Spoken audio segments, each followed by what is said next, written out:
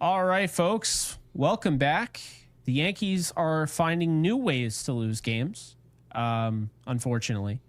They started off giving an 8-run handicap to a team that I don't even know if they're better than anymore. And then they came all the way back only to lose 11-9. So incredibly frustrating game. Would honestly rather have had them not do all of that, keep us in the game and give us false hope. This team right now, the reality is starting to set in. They are going to need to do something and do something fast. Because right now, Gary, we were just talking about this off air. Toronto just took the season series lead. Actually, it was last game. It was tied. They're now up 4-2. Okay? Good. And why that matters is because the season series is a tiebreaker. Always think of the season series as a tiebreaker. Unless the team sucks, then who cares? Toronto now is in first place in the AL East. You might see 48-38 for both teams. It does not matter. If the season ended today, Toronto would win by virtue of the tiebreaker. So right now, this is panic mode. I don't care what anyone says. The Yankees lose tomorrow. It's a 4-game sweep in Toronto. Then you got to play the Mets, who you know they're going to get up and ready to go against you, right? But more importantly here, 4-game sweep. And it's in a series in which the Yankees right now, if they lose tomorrow, they would fall. So they're 10 games above 500. They've been that way for a while. They would now go into single digits above 500. And that is where you start to be like, oh boy. And here's the real kicker. They have injuries, as we've said, but none of them are glaring. You got Stanton back. You got DJ LeMahieu back. Judge is healthy, on the field. Yeah. Right? You know, there's no excuse to be in this position right now. And I think it's exactly what I'll say about Volpe, right? With Volpe, my biggest thing and why I've flip-flopped, according to some people in the comments section, after you've changed your mind. That's a big no-no in social media, right? Yeah. Seeing new evidence and then changing your mind. Yeah. Well, the thing with Volpe, and this is why I bring it up, comparing it to Boone, right? Because Volpe, what did I say? If he hits 243, he's a solid glove at short. I don't care. I'm not going to throw a fit. I'm not going to make a big deal. He's hitting 7th. But now he's horrendous. You shared with me the last 30 games he's hitting the 190s. He's not a great fielder. So now I do care. Now I wouldn't mind a replacement because it's gotten that bad and the bar has been raised that low. So why do I bring up Volpe? Am I just crapping on Volpe? Well, we'll get to that. But no, I bring up Volpe as kind of an analogy for where I'm going with Boone. Did I have any issue when the Yankees were 17 games above 500? Did I have any issue when people were talking about the Yankees being, they're going to get to double digits, lead in the division? Did I have any issue when the Yankees were winning every series under the sun? Did I have any issue when the Yankees were winning close games? No. But I do have an issue now, and it's not flip-flopping. It's us actually having to address this. The Yankees were the best road team in the league, and it wasn't that long ago. And now all of a sudden, Gary, if they lose tomorrow, they're 500 on the dot, on the road. That's insane, okay? And there's really not an excuse. If you told me that this team would lose all these games and Judge would be hitting 363, I'd be like, who got injured? Who's not in the lineup? Everybody's in the lineup. Think about this. Is there one guy that was left out of the lineup today that would normally be in the lineup? Trent Grisham. That's it. And honestly, is he better than anybody that was in the lineup today? Yes, one person, Volpe. So there you go. The point being is that there's not really a rhyme or reason for this on paper. And when you watch the team, you have to wonder at some point or another. And as you know, we could get to 20,000, 30,000, 40,000 subscribers if we just turn this into a Yankees Unloaded bash fest against Aaron Boone and Brian Cashman every single episode. But we don't pull that card. It'd be very easy to get people to watch us that have never seen us. Yeah, we try to do something but it's positive. Gotten to this point. I'm having a hard time rooting for this. I really am. And people can say what they want. I mean, there's definitely, especially when you're a team like the Yankees, and it's the same thing for other major market teams, when it's going really bad and you, right, the audience, you're the customer, you, the individual, right? It's just a bunch of us, but really it's just like this singular relationship. If you think that the people that are in the front office can't do the job that you want to see this team win, and you don't think Brian Cashman can do that, well, it's really difficult to root for the team because if I root for the team, I feel like there's a ceiling to this. We can't get over the hump. So it leads people to root against it. It really does. And Jake, I even told you before we went live, I'm having a really difficult time watching this and rooting for a comeback because it just feels like fool's gold of just nonsense. It does. You've lost 2 games already to Toronto before this game even concluded. And then now you go in, you've lost 3 of 3 games to the Toronto Blue Jays. You've surrendered first place to a team that's, to say they're inferior in terms of their roster is an understatement. So if you switch managers, where are the Yankees today? You watched the Blue Jays today. I thought it was ironic that the very end of the game, you see 20 runs on the board total, and the difference between today's game, between winning and losing, was the fact that George Springer and Vladimir Guerrero Jr. were prepared to run the bases in one of the final innings of the game, and they tag up on a fly ball to the wall. Do you know what the Yankees would have done? They would have just started running and probably gotten doubled off, like just doubled up completely, and just gone station to station. And then the pass ball that you saw to Ben Rice, right? They called it a wild pitch, and I probably agree with that. The Yankees don't score. They don't capitalize on a moment like that. They just don't. So that's what's so frustrating, is that if we root for this, we just get more of it, right? We know how it ends. So are we bad fans for maybe not wanting this to work? I don't know. Jake, I have no idea. But I will tell you, I want something different. I've told you before, I said it even while the Yankees have been winning. I said it last year. I'll mention the good things that Aaron Boone does as a manager. I'll mention the wins of Brian Cashman. I mentioned them, right? Paul Goldschmidt, what he did at the beginning of this year, what he did with Cody Bellinger, right? Ignoring some analytics that he's not making a ton of hard contact, but he's good at these other things, the intangibles, base running. Those were good things. But when you look up and you're forcing Anthony Volpe on me, he's one of the worst baseball players in the entire league.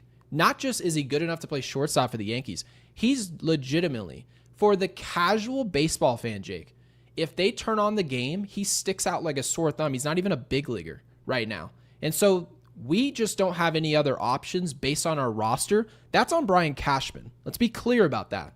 And now you look up a group and you just said they were winning a ton of games. It seemed like they knew what to do. And then all of a sudden you fall off a cliff. Who's responsible for leading these guys? If it's not Aaron Boone, who is it? That's where I'm at. I have a very difficult time looking at this group and thinking. And Kyle with the super, thank you for the 2, says 17 and 30 Appreciate since Kyle. Cabrera got hurt. And someone actually brought up the point a long time ago. They said, oh, do you think losing Cabrera was a huge issue? And I absolutely shot it down. If you mean to tell me you lost a player who people in our chat, and we have a lot of people in here, were saying, oh, well, we need a third baseman. We need a third baseman. We need a replacement, more power, more production, better defense. That was while he was healthy.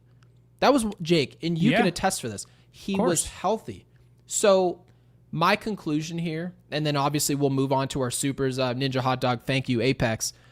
But my goodness, this group is a very difficult sell. Like, we're podcasters for this team. We want people to be interested in this product. It doesn't help us when people are turned off by this.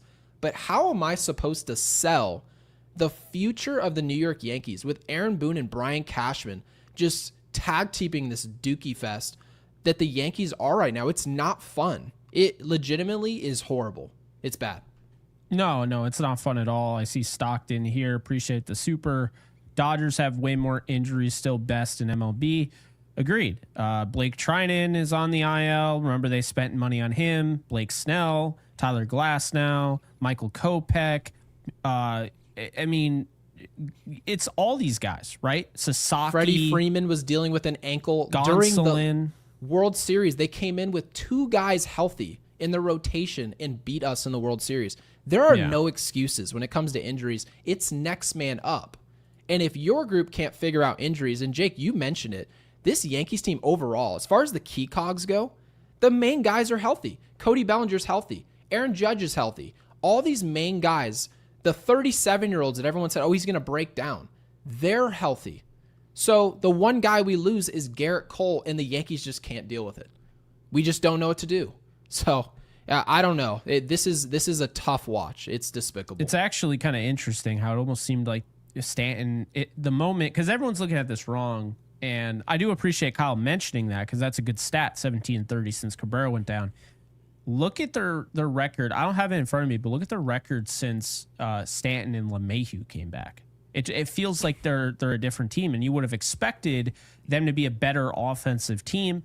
Stanton's been fine. I understand we wish he'd do more, like, power wise, and today he hit his first home run of the year. And LeMahieu's hitting over 250. But yet, for whatever reason, it just seems like things are off. And maybe that has something to do with having the DH clogged up, Ben Rice not being able to be in the lineup every day, and then, of course, musical Jason chairs. Dominguez. Can you argue musical chairs really went underway because of it? Yeah. And then moving Jazz Chisholm out of second base when he was a top 3 second baseman in the league, according to whatever it was, run value or whatever that they use on, Savant. Well, there you go. Ninja Hot Dog, love the dog. I'll always say that. Hot take, little would change if Boone is fired. He's just the organization's puppet. If he's fired, it would just be to appease us. And the same archetype would replace him. Only Cashman being fired shows the team wants to change. I agree and I disagree at the same time. I actually do believe that moves are done to appease the audience. Think about this. Anthony Volpe, I don't believe, is called up to the show without how loud the Yankee universe was in pushing him into that spot. Yeah, if they think we had no impact, I don't believe it. He's raking in spring training. And then all of a sudden we start to hear buzz, oh, yeah, it sounds like he's just going to chill in AAA. And people are like, no, he's not. We're not going to allow that. And so social media got louder. Hey, this is 2025, to anybody that forgot. So when you're watching the broadcast of Yes Network, they actually mention social media, okay? They actually mention podcasters. They literally tell you to tune into a podcast after. Yeah, suddenly when they do something that gets cheered on, now suddenly, no, we know the heartbeat of our fans. They're so important to us. But then now all of a sudden when their product that they pumped up for years, wait till you see this kid Anthony Volpe. He's not Jeter, but he's going to be something, a tier down from that, and you guys are going to be so thrilled. We can't wait to show it to you. We've been developing him for years. He gets up here, craps his sheets, and then all the fans and all the people on the podcast are saying, what the hell is this? What are you selling me?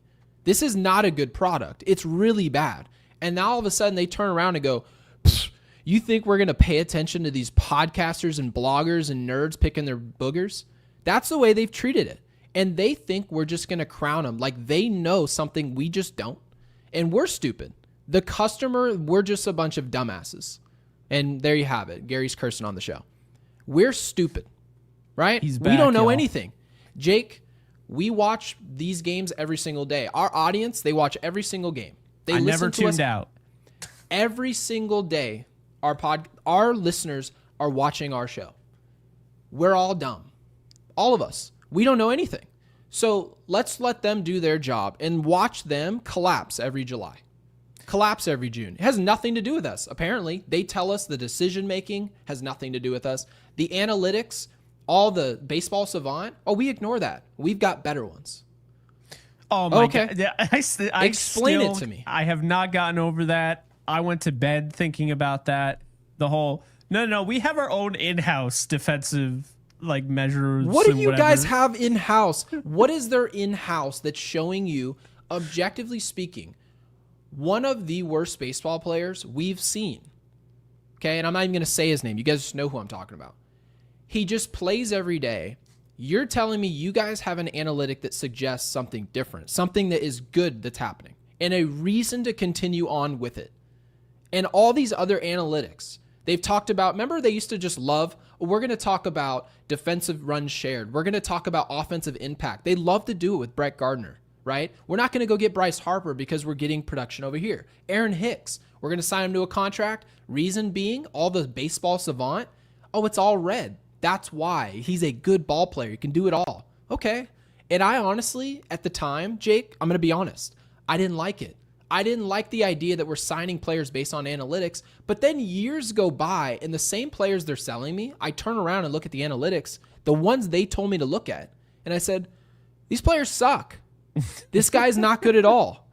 And then they're now looking at me like you don't know anything. We're on to something new. We're smarter than you. I think it's absolutely disgusting. And I want to bring in a quote. I think now's the time, Jake. And this quote is from the winter of 2023. And I can't remember. Obviously, I feel like I'm doing him a disservice. And hopefully someone in the chat can bring his name to light because he deserves credit for having the cojones to actually ask the question. And so Brian Cashman answers this question that essentially was saying Anthony Volpe is not playing good baseball. What's going on? What's going to change? Is there any reason for it to change? And Cashman said, so if Volpe comes up crushing it this year, and he meant 2024, in which he didn't, of course, we're from the future now, are you going to say, I guess their system does produce hitters? I don't know. When Anthony Volpe crushes it for us, we're going to come up, are you going to come up to me and say, I guess your development program did a good job? And he also continues on and says, it was just his sea legs under him. His first year, he didn't have a year in AAA. I feel, Jake, this is the funny part, I feel it's pretty basic. So the end there, he's essentially calling him an idiot. So you don't know anything. Confirm, but in the comments section, I've seen two Joel Sherman. How do you talk to Joel Sherman like that? Because you think you're smarter than all of us, including Joel Sherman. They think they know better than Joel Sherman. They know better than I do. They know better than any former player who played for the Yankees. It's all in-house. We're all just jerk-offs. We don't know anything. He's one of the best. I think he's one of the best to cover the Yankees. I genuinely think so. So that is incredibly disrespectful. I mean, it's insane. I'm not trying to say he's like Jim Nantz or, Mike Breen or something. But can you imagine that? Like if somebody said that to like Jim Nantz, be like, Jim Nantz asks you a question in his, his production meeting, right?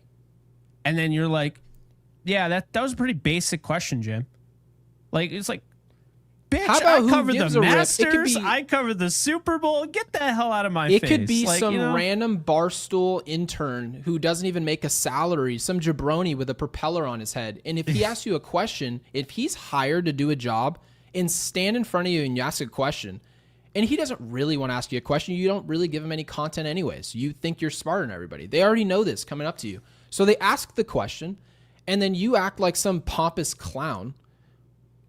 Why do you think people are going to criticize what's going on as the GM when your top prospect doesn't play good baseball? You thought you were going to stand up in front of reporters and they were going to be like, hey, best of luck this year, Cash. Let me know when I can report some news on a trade maybe. And you guys can just be friends. They have a job to do. It's just clear as day to me. And this, obviously, what I read you guys, the entire intention of it is to show you all they don't care what you think about Anthony Volpe. They don't care what you think that Trent Grisham came out there and just ran into center field despite a hamstring issue. They just don't care.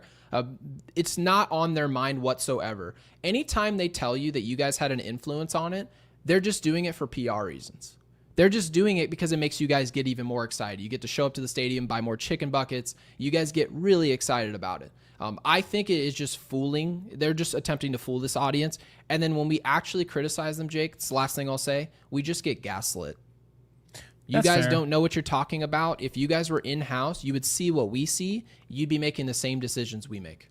I like the super chat because I agreed with it and I disagreed with it at the same time because I don't think that little would change if Boone was fired. My point being is that I think there would be change. I do think you'd see some different things. I also understand the idea that, they're going to have the same archetype in there, but only Cashman being fired shows the team wants to change. I also agree with that because to me, Boone is more to appease the audience. If you fire Boone, that's just the figurehead, right? That's the figurehead. That's the one where you're like, okay. But if you fire Cashman, That's when it's like, okay, we're doing this organizational. Remember they had the audit? What happened with that? Oh, you remember own. We're gonna audit our own company. We love like, this guy. I mean, could you imagine your boss is like, hey man, don't worry about the audit. Like, we've seen it all. Like, you work at a company and someone says, hey, we're doing sweeps, but don't worry about it, man. You'll be fine. We're telling you ahead of time where we're looking because we already have you in mind. Like, we don't want you to get in trouble. Yeah. What's the point of the audit? What if the audit tells you it's time to go for your manager? What if it tells you that the GM, it's time for him to go? Or is your GM running the audit? I don't get it. I really don't understand it. And by the way, I don't think really much would change if Aaron Boone was fired. And the only reason I say that is just because I would assume they wouldn't hire someone like Girardi, someone like Mattingly, Showalter. I don't think they'd hire any of those guys. I don't. I think they would hire some young dude. Obviously, he played Major League Baseball. He's probably 46 years old, living in Arizona in Scottsdale. And they're like, hey, you want to come and manage the Yankees? And he's like, yeah, I'd love to. What an opportunity. Well, first and foremost, what are your plans with analytics and like what we do? And then he sits there and looks at his wife. He's like, oh, if I tell them I'm all for these analytics, they'll let me have the job. Oh, yeah, I'm all for it. And then he gets here, and guess what? You see the exact same thing. The dude's, some dude named Zach sitting in the front office is just making the decision. That's not what we want. I want somebody like a Showalter, right? You love the idea of a Mattingly, right? You've talked about this many times. I'd kill bring them in. Do you really think somebody with an old school eye and mentality is going to say, where should Ben Rice play today? Let's give him a day, but he's good against righties.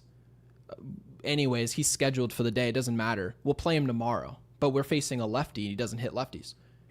Yeah, but it's the day. The analytics says.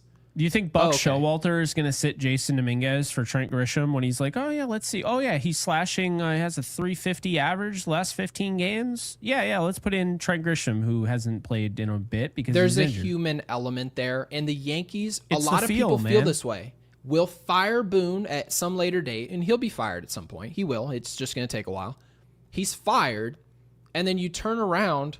People don't trust, with Cashman at the helm, with Hal Steinbrenner at the helm, that they'll turn around and hire someone who will say, hey, guys, all you nerds behind me, do less.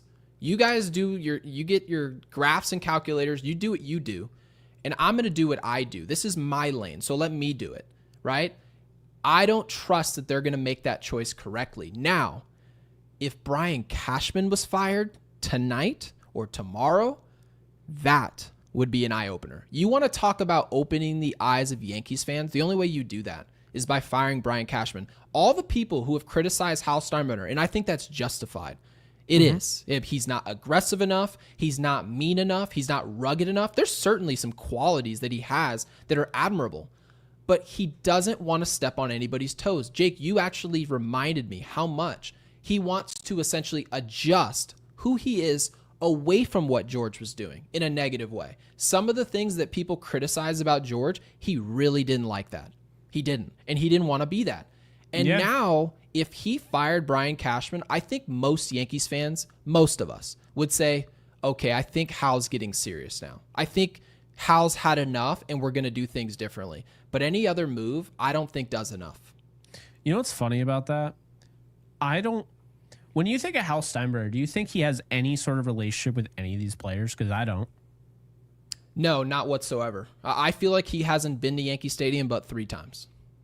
Yeah, but when, like, George Steinbrenner, say what you will about those stories, but it involved human interaction, no? It involved actually going into the clubhouse and talking with these people one-on-one, right? George Steinbrenner was at my grandpa's funeral. There you go. That should tell you everything you need to know about the relationship that my family had with George, right? And I've already told the story. Like, we're on a plane and I'm spilling a drink and he stands in the aisle so that I can sit down on our way to this funeral service. So people need to understand that's the difference of how intentional one person is versus the other. The other guy's like, no, I trust him and he's gonna operate it. But he hasn't won in 16 years. No, but I trust him. It's gonna work. Oh, and how long was your dad on the Yankees? 10 years? He was literally there for years? like 3. Yeah. 3 years. Exactly. That's the point, is that there wasn't necessarily a favoritism or anything like that, or longevity that was necessarily, he just wanted to win. And I'm not sitting here defending George's faults. Everybody has their faults. And Everybody. You know, I would disagree with a lot of, you know, trying to trade everybody under the sun. He wanted to trade away Mariano Rivera. He wanted to trade away Derek Jeter. He wanted to trade away Bernie Williams, Jorge Posada. Always wanted to trade for the big name, right? The guy that was going to, you know, most likely win. Sometimes they were over the hill. And my dad always complained about that. But the big thing, like my dad always said about George, is that you at least always knew his heart was in the right place. He was always just trying to find the best way to win. He wasn't just some psycho throwing, you know, shit at the wall and hoping it stuck. Like, he did have a plan. Sometimes it just didn't work out, right? And I think the biggest shortcoming for him was just the way, you know, he kind of basically told Showalter, because I don't know if everybody knows the story, but Showalter wasn't fired. Showalter left because he said, you have to get rid of your entire coaching staff and you have to do it. I'm not going to fire them. You have to fire them. I want to see you do it. And he said, I'm not going to do that. And so he hung up, and he knew, and I've seen the interviews. Showalter knew this Yankee team was about to go on a run. He knew what they had, and it pained him, but he could not do that to other people. And I respect him a lot for it. And I think, you know, on George Steinbrenner's side, that wasn't cool. But like I said, shortcomings, we all have our flaws and everything. Ultimately, he was a winning owner, and he actually cared about his people and was willing to have those interactions, good and bad. And I feel like Hal is just too standoffish. He is literally the football owner. How many football owners do you think, like, oh yeah, they're in the locker room every time, they know the quarterback? Most of these football owners aren't even in attendance. Yeah, not really. And I guess the one thing, this is really the main reason why George is loved, is that he cared. And he'll do anything, even to a fault, especially to a fault. I'll fire anybody. I'll honestly, I'll bring in a player. My dad gets hurt 1 year, breaks his wrist, right? Everyone watched that. And he didn't sit around and say, well, I mean, we brought him here, we have to see this through. No, he was already on to the next thing. Get me Bobby Abreu. Bring him in. I want to see what he can do. He's always on to the next thing. Always. And sometimes that's not the right decision. But you know what? You can't complain about an owner who's always proactive. You can't do that, especially when he's also been part of the solution before. So far, Hal Steinbrenner, Cashman, and this entire crew, I'm not just going to single out Boone, they haven't been a part of a solution not one single time. Not once. So you guys are asking me to think you guys are suddenly the smartest person in the room after 17 years of trying? You're not. I'm here to tell you right now. So if you think that you're going to watch this podcast and we're just going to act like you guys are smarter than what you are, so that we can be friends or we can get an interview, I don't give a rip. I could not care less. You guys should be judged on the results only. This is not personal. I don't care what Brian does in his free time. I don't care what Boone does, how nice he is, who he texts on the team. None of it. I don't care about that. All that's a side. That's all just a side quest. Do that on your free time. Don't even tell me about it. Tell me how many times you guys are winning and who's at fault for why we're not. And they can't tell me who that person is. So I want to get to some of these supers and catch up. You guys have been awesome tonight. Thank you. Apex with the 2, also a mod of ours, says, did you guys miss April Devin Williams? Nope. I did not. And he is back in full effect. It felt like the Yankees were going to find a way to lose this game, Jake. I always felt that. Mm-hmm. I was. And like I told you before, I don't even know if I was rooting for the team tonight. I was just kind of watching.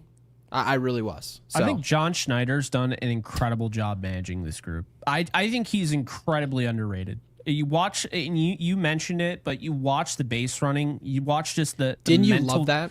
Yeah, it's just the mental aspect. I mean, think about this. What is the growing consensus about a Vladimir Guerrero Jr.? He's lazy, right? He doesn't run hard. Slow, station to station. None of it has to be true. It doesn't. Yeah. No, but that's been the narrative consensus narrative, yes. right? Mm-hmm. So if he's lazy and slow and doesn't run hard, then how the hell did he advance from first to second? And I never see any Yankee do that except for Jason Dominguez. Ever. $500 million player. He's in Toronto. Essentially, he had him hostage by the Nets. You guys have to give me $500 million. You went after Ohtani, right? They gave him a $320 million signing bonus. It's just true. He can do whatever he wants in Toronto and can do no wrong. A station-to-station first baseman who just is there to hit. That's his job, to hit. And he's prepared to not just tag up and make the smart play.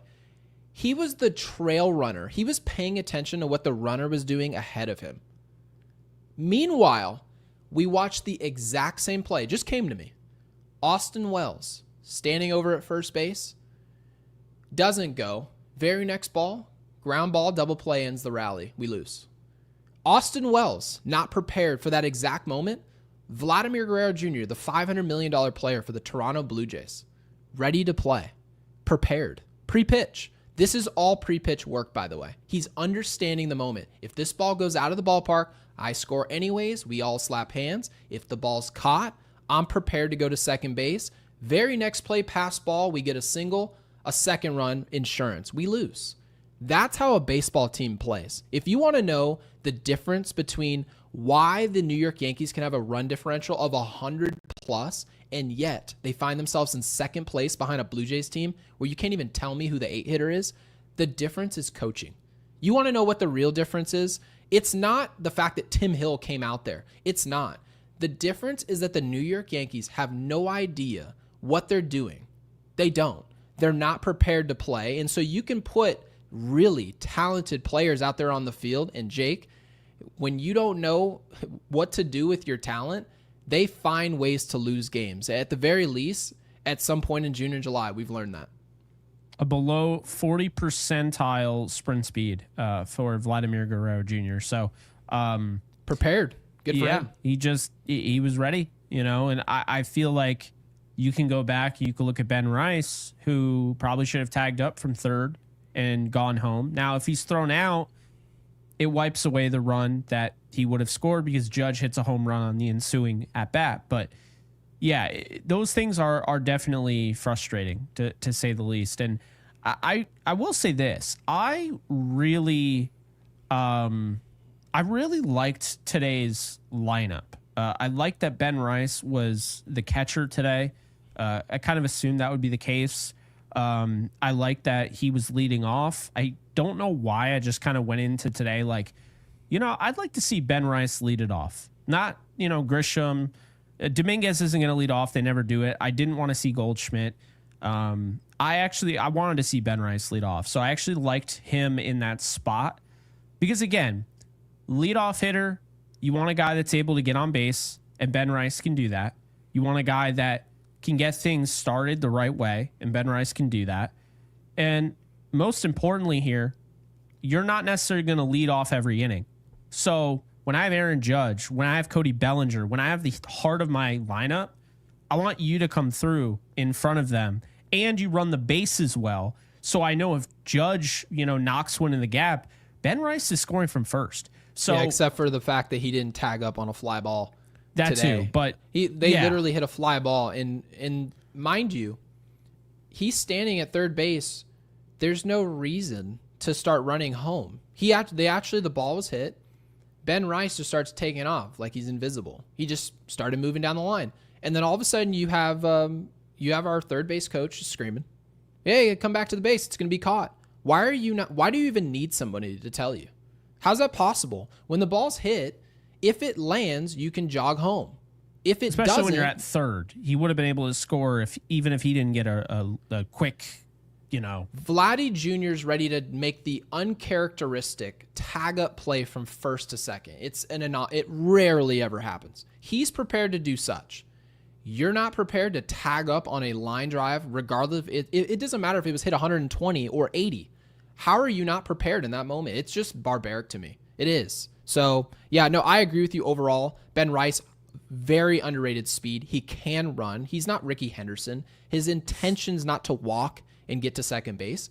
But I like the idea that leadoff isn't just a spot to start the game, and then it's like, okay, slap a single, right? We want a guy out there with a high average or anything like that. No, Ben Rice is a complete player. He is. He's one of the guys you want up at the plate right now, and you're going to have him up there next to Bellinger and Judge, and that's a good thing. So I like that you brought that up. And I see this super from Scott. Scott Horwitz with the 5. And I also saw Scott's trying to become a member. If anyone in the audience could help him out in becoming a member, I'm not exactly sure how to do it, but that would be awesome if you guys could do it. One of our mods, it'd be great. Scott with the 5 says, regardless of what we do at the deadline, it won't help much as Boone, the manager, and Cashman, the GM. It is obvious. So you see that Scott did bring up Cashman and Jake. To be fair here, to extend an olive branch, you've brought up this idea that the market is thin. There's more contenders because of the extra playoff spots. What do you think about this idea that our deadline doesn't really matter? Obviously, we're going to be rooting for the Yankees to be buyers regardless, as hard as they possibly can. But do you feel like if they brought in an IKF or they brought in a player, a Suarez from Arizona, maybe a Zach Gallen, right, and they did what we wanted them to do at the deadline, do you think it's going to make a difference with who's in that dugout, or do you think that this can change based on the players? It's hard to say. I mean, I want an IKF. I want to go out and get Bednar for the bullpen. I think that'd be a nice combo trade from the Pirates.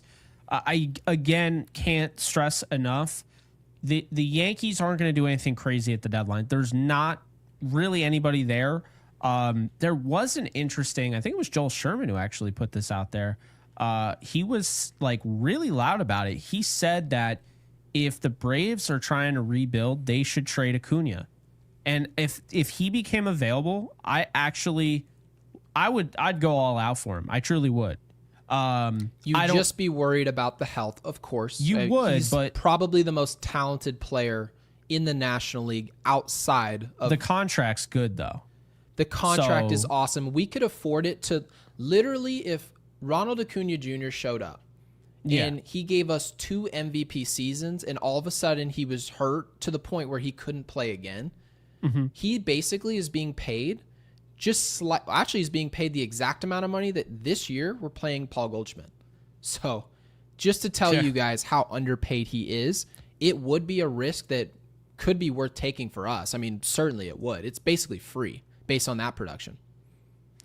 Yeah, it's interesting because, you know, it's not just him, by the way. Like, Braves fans, Braves content creators, Braves, you know, articles and whatnot have been out saying there's absolutely a scenario where the Braves could trade Ronald Acuna Jr. And I'm not saying they will. I think it's very unlikely. But if he gets to the point where he's unhappy in Atlanta, like, the Yankees have to be all over that. You know, you'd mentioned Skeens and all of that. I think if you go out and get Ronald Acuna Jr., you put him with Aaron Judge, I really think that would do some numbers. And again, you have mentioned before Chris Sale and Austin Riley. I think there are options out there. I think another one your mom has brought up a lot. We've talked about a lot. Ketel Marte. You know, I think he'd be a really good fit for New York. But based on his quotes today, it's not looking very good to be sellers. Did you see what Ketel said today? What did he say? He essentially said he didn't literally say it, but he's like, I don't even view myself as Dominican. Like, I view myself as an Arizonian. I legitimately just love this place, which, by the way, I live here. It's amazing. Other than the weather, like right now it's like 112. It sucks. But Arizona is just the best. So apparently he's just loving it here, and I don't blame him. But it would be kind of crazy for this, like, the whole story would happen with his mom, and then the organization stood behind him, and then to trade him, I think it would be crazy. But I do think the Acuna Jr. thing, it's a risk, which makes it somewhat affordable. So you have to imagine the Braves would just make out like bandits. You're getting a contract like that. It's essentially like trying to trade for Ramirez from Cleveland. Really. A player that is outperforming the deal probably 4 times, right? He's probably worth $40 million a year.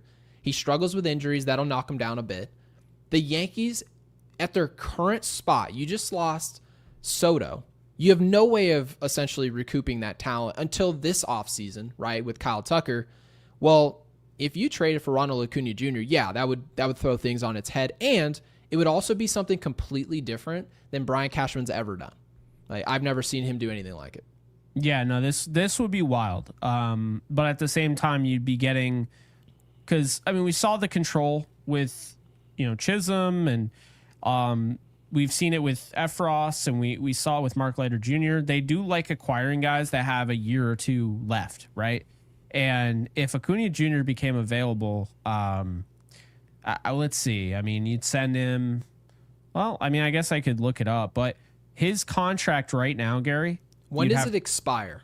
Well, it expires in 2029 when he's 31. Did you know that there are 2 club options tacked on? This deal is incredibly team friendly. Like, you could make the argument that the Yankees would have to unload the system. And I'm not saying you're going to be like, okay, here's Lombard, here's number 1, number 2, number 3. That trades never work that way, no matter who it's for, really, unless it's for Skeens, and we all get that. But I genuinely believe that you're not going to be able to say, oh, he's got injury history, now here's Spencer Jones and Will Warren. It's going to be heavy. If you even can get it done, even if your package is the best, it's going to have to be a king's ransom. Yeah, it is going to be heavy. They have him at a 104.6 value on the trade. I'll bring it up. Let's throw it up. Why not? So, just because this is a little interesting, and again, I think it was Joel Sherman that talked about this. But Yankee fangirl, I'll put you back up on the screen. Don't worry. Yeah. So I got you. Anyway, we got the Yankees here. Okay. So Will Warren is right now their second most valuable player in the system. Are you joking? I'm not kidding you. We are pathetic. So Will Warren, Austin Wells. You never said that. And I mean, you'd probably have to trade George Lombard Jr., I'd imagine. Yes, of course. And you'd probably have to give him And people would be like, no, I want George Lombard Jr. No, you want Ronald Acuna Jr. Stop. I think he's going to hit 350 with 40 home runs. You want that guy. I think you'd probably give him like Chase Hampton and then probably give him another. And this might seem like a lot, but it is Ronald Acuna Jr. So let's just give him. And you're also probably going to have to give him big league talent. That's another thing. A lot of times when you're actually trying to trade for this, and we would never win a negotiation like this. We would just find a way to say we were the Wells. Yankees. Austin Wells, George Lombard Jr., Will Warren. Yeah, I'd probably still say, like, honestly, I wouldn't even look at Austin Wells like they added anything to that deal. Yeah, I mean, I'd probably tell him George Lombard Jr., Ben Rice, and I'd be like, you can throw me Anthony Volpe and we'll try to make a reclamation project out of him. Yeah, that's true. Well, yeah, let's do that. Anthony Volpe actually should make our package less valuable. They're like, why would we want him? He's more valuable than Lombard. They're smoking something. All right. More valuable than George Lombard, please. If the Yankees had a choice between George Lombard Jr.'s existence or Anthony Volpe's, it would be clear who they chose. They could throw in Steinbrenner Field. The Rays did would someone sue comment us. that? Yeah. Oh, that's awesome. The Rays would sue us for that. Hell yeah. Oh, man. That's what we like to see. All right. And then one more, we'll give him Elmer Rodriguez Cruz, who's dominating right now, who they got in the Narvaez deal. There you go. It's an overpay according to this value. I think it's fair.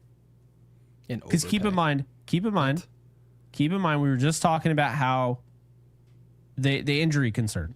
Yes. I think this would get it done. Okay. Well, I would probably assume they'd kick Austin Wells right out of that trade and be like, how about you leave Austin Wells in there?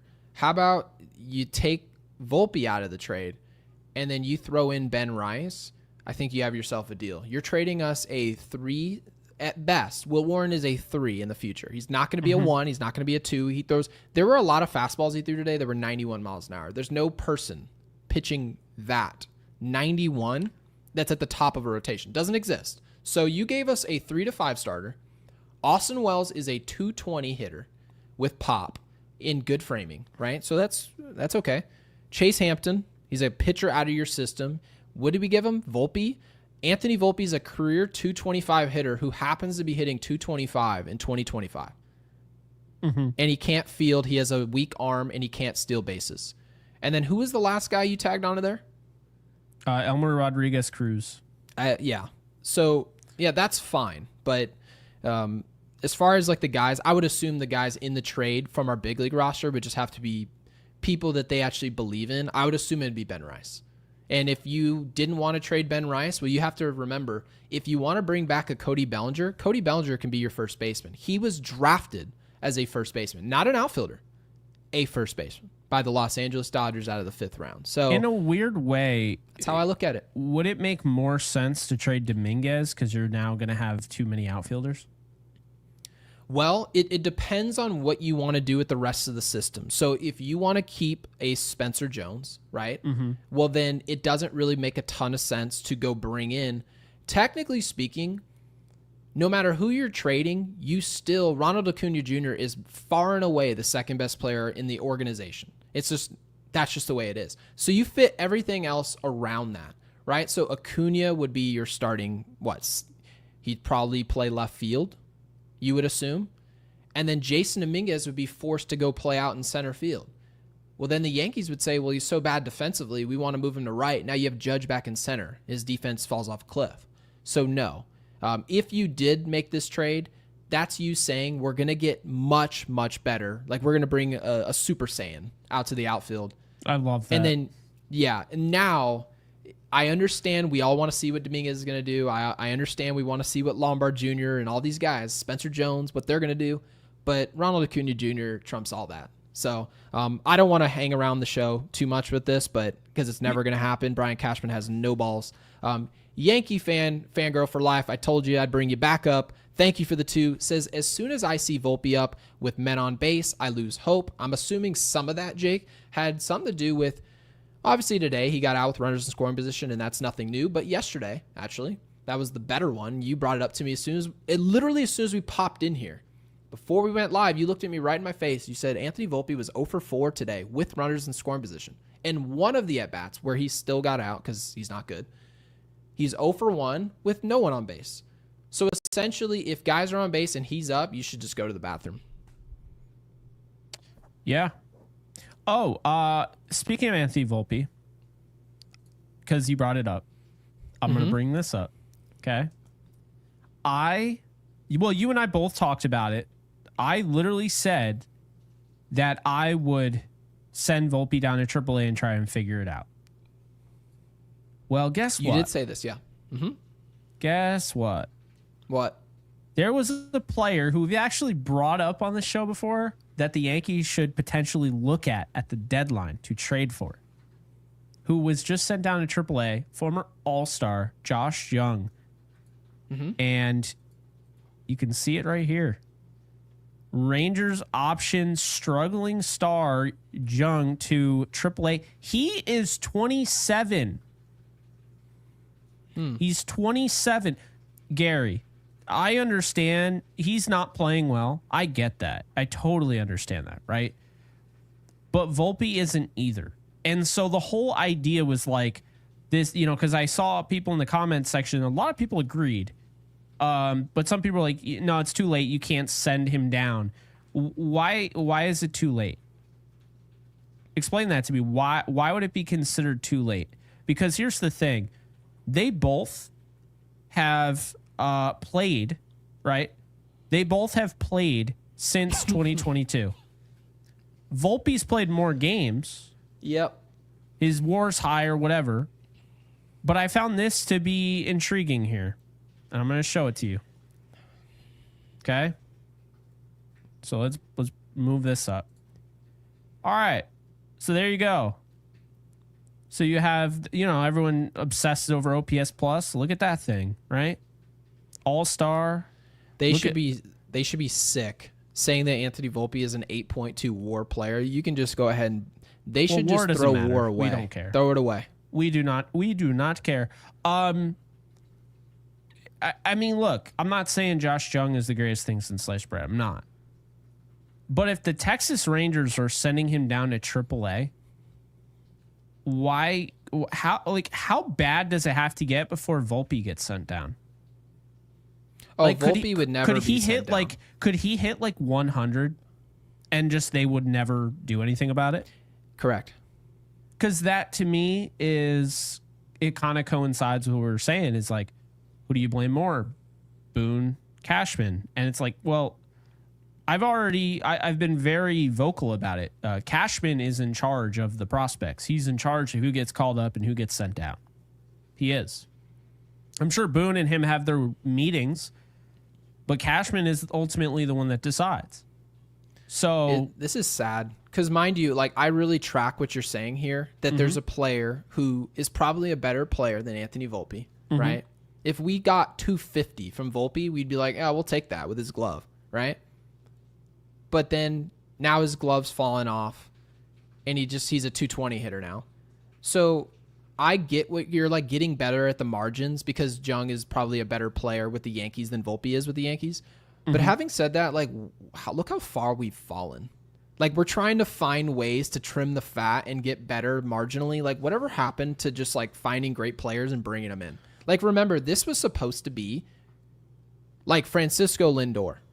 Like, when Lindor was available in Cleveland, all of those players, I just have a hard time looking at players and being like, oh, well, this guy could really work out for us. Like, pretty much what we did with DJ LeMahieu. We took a flyer on a player who was just beating balls into the ground with good exit velocity. We brought him over here and we're like, oh, look what we found. And then we started clapping like seals for Brian Cashman. It's like, we should do that every once in a while, and that's a good thing. But DJ LeMahieu was the second best player for our organization the past 9 years. How can you possibly justify that? So when Volpe goes, and he will go, he's not a good baseball player. He's just not. I don't care what anybody tells me. That 8.2 WAR, they can shove it.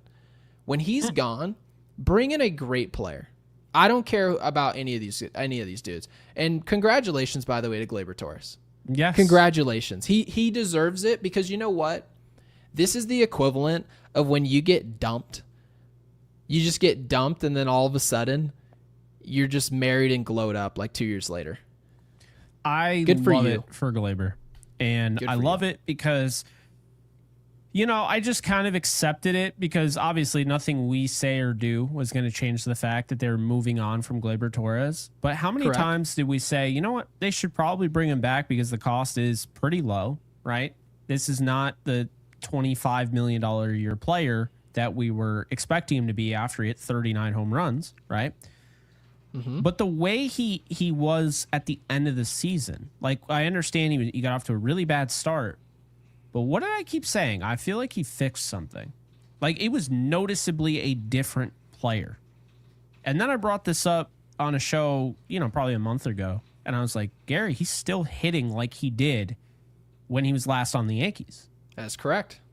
And here he is. He's in the All-Star game. And look, I don't care about the All-Star game. It's all it means is you had a great first half. You could have a terrible second half. But credit where credit's due. And honestly, this goes so well with our topic because this makes Cashman look like a damn fool. Cashman made it clear. He had an axe to grind with Gleyber. He didn't want him back. People are like, are you sure? Like you have a need at second. You just trade. Nope. We don't. We're moving on. Gleyber, all he wanted to do was play for the Yankees.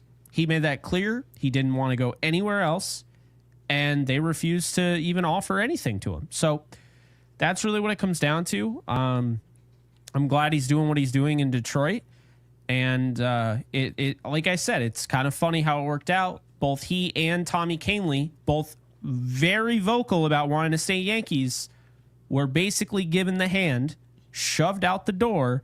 And the Tigers picked up both of them, and they're the best team in baseball, or at least one of the best teams in baseball. And this could be your AL World Series representative. We'll see what ends up happening. And now DJ LeMahieu is your starting second baseman. He's got probably less range than a marble statue. He can't move at all. He can field the ball right at him. I've actually talked about that. I still like the glove work, but it is amazing. Michael Kay did bring this up as well on his show. Can't move to his left. He can't move to his right. He's got no range. And in order to get him in that spot where he's got no range and can't help you defensively, you moved Jazz Chisholm from second base, where he's excellent. That's his home position. You moved him to third base in order to accommodate DJ LeMahieu, who apparently, reportedly, prefers second base. I don't know how you get your preference when you play this level of baseball. You're 250 without pop, and you get to call the shots. I don't get it. That's like a struggling pitcher getting a preferred catcher. Correct. And it's literally Will Warren telling the Yankees, no, I want him catching me today. Well, you don't get to make that choice because you're him. But when you start performing the way that we know you can, or like a much better player, we'll put all the preferences you want, like Rodon, the way he's pitched this year. If you want to pitch that way and then tell us what color you want the Gatorade to be, we'll change it for you. We can make accommodations. But the Yankees, and this is part of the reason why people had such a problem with Boone, they're like, Boone's their friend. He doesn't have the heart to tell DJ, hey, you're DJ LeMahieu, who's 34, 35 years old. You're not ready to be over there at second base, and you're past that point. So go do what I tell you to do. Move to third base. And by the way, last year when we brought Jazz Chisholm in, Boone should have made the same choice. Get Gleyber Torres behind to third base. Stop asking him what he wants to do. I don't care what he wants to do. Just do what I tell you. And then if it doesn't work, it doesn't work, and I have to own it. That's part of having a manager who knows what he's doing, but obviously ours doesn't. Apex with the super with the 2 says, if we don't make wild card, Hal needs to sell the team. Would never happen. Hal would never sell this team. And Isaiah with the 20 says, musical chairs lineups, benching hot hitters, playing cold hitters. Ain't that the truth? MLB, worst bullpen. We've definitely, management. We've actually fallen off a cliff with our bullpen management. Jake, you've had the biggest problem with it. I can't stand it. You've talked about it. It makes you irrationally angry. And I get it. I watch it every day. Already one of my favorites in the bullpen. I haven't even seen him pitch. There you go. Jake's not a huge fan right now of Tim Hill. I can't stand Tim Hill. Mental mistakes. Everyone, if you want to bother Jake, just mention Tim Hill's ERA because it's better than what he thinks it should be. Lack of fundamentals, no accountability. Boone influences all of this. I think he influences this, but I also think Aaron Boone is just, God, how do I put this? He's just a symptom of the problem. I genuinely believe this. He's a symptom of the problem. The problem's over his head. It's above him. It starts with, you have it with Hal. It drops down to Cashman, and that's the reason Brian Cashman can fail at his job 15 years in a row, think he's doing good because he's winning regular season games. It's not the job or the task. And then turn around and be like, why would you ask me such a stupid question about my development? It's like, I don't know, maybe Joel Sherman's asking you that question because he thinks you're not doing a good job. Have you considered that? And no, he hasn't considered it. So when you said that Brian Cashman's probably embarrassed with what's happening with Gleyber Torres, I promise you, he's so delusional in his mentality of what he's done with this organization. He thinks he's doing a good job. Remember, he thinks the postseason is a crapshoot. So why would he think he's going to get shown up because Gleyber Torres showed up to the Summer Classic? Like, why would he think that? He doesn't. There's no mirror in sight for this man. It's funny because if you took these guys and you put them on like the Marlins, the fan base would love them because all they want to do is win, but not win championships, just like win actual games, like have an above 500 record. They're in the wrong organization. Sadly, they've been there for a long time. It doesn't seem like they're going away anytime soon. But yeah, I mean, I've always stood by this. I think if anybody goes, it's going to be Boone. I think Brian Cashman has like a force field around him. How long do you think Cashman's going to outlive us? Like he's going to die of old age before our podcast ends? Like when does this, be serious, guys? Jokes aside. Yeah. How long is Brian Cashman? Because I would assume he's 62, 61. How long is he going to be here? And I want him to live a long, healthy life. How long is he going to be tenured with the Yankees without winning a World Series title? How long is long enough? I want to learn. Seriously. Yeah. I want a real answer. How old is Brian Cashman? Let's start off by like figuring that out. Brian Remember when he got Cashman, pulled over? That was like one of the funniest things ever. Do you remember that? 57 years old. Oh He's my God. 57? He's nowhere near old enough to feel like he's going to retire. He's 57 years old? There's no damn way. He's going to be the GM of the Yankees for 40 years. He's going to be 97, be like hanging up the phone on like obviously good deals or whatnot. Does that surprise anybody that he's 58, 57 years old? I mean, that shocks me. Oh my God. Oh no, he's 58. Yeah. 58 years old. That's surprising because I know quite a few he just turned 58 5 minutes ago on the East Coast. No, he didn't. No way. No. No way it's his birthday. Well, happy birthday, man. Happy birthday, Brian Cashman. Good Lord, I feel like an asshole. All right, well, I don't. Yeah. Apex says only way it changes. Thank you, Apex, for the 2. We greatly appreciate it, as always. Says only way it changes, stop buying tickets and merch. But I want to stop you guys right there. Nothing we do is going to change anything, and I'll tell you why. We're the New York Yankees. We're a tourist attraction. People watch Netflix shows, and where does everything take place? New York City, right? They put it in LA. They put it in the same places. Occasionally they'll put like a Dexter in Miami. Okay. But everyone understands New York. They all see it from the outside. And when people visit New York City, they're like, the first thing to their mind, I want to go to a Yankees game. It is just what people want to do. There are so many tourists that are going to Dodger Stadium, that are going to Yankee Stadium. The bottom line will always be accomplished. Doesn't matter what we do. We can make a stand. Everyone at Yankees Unloaded, everyone at all these other podcasts can be like, we tell all of you, do not go to these games. And guess what?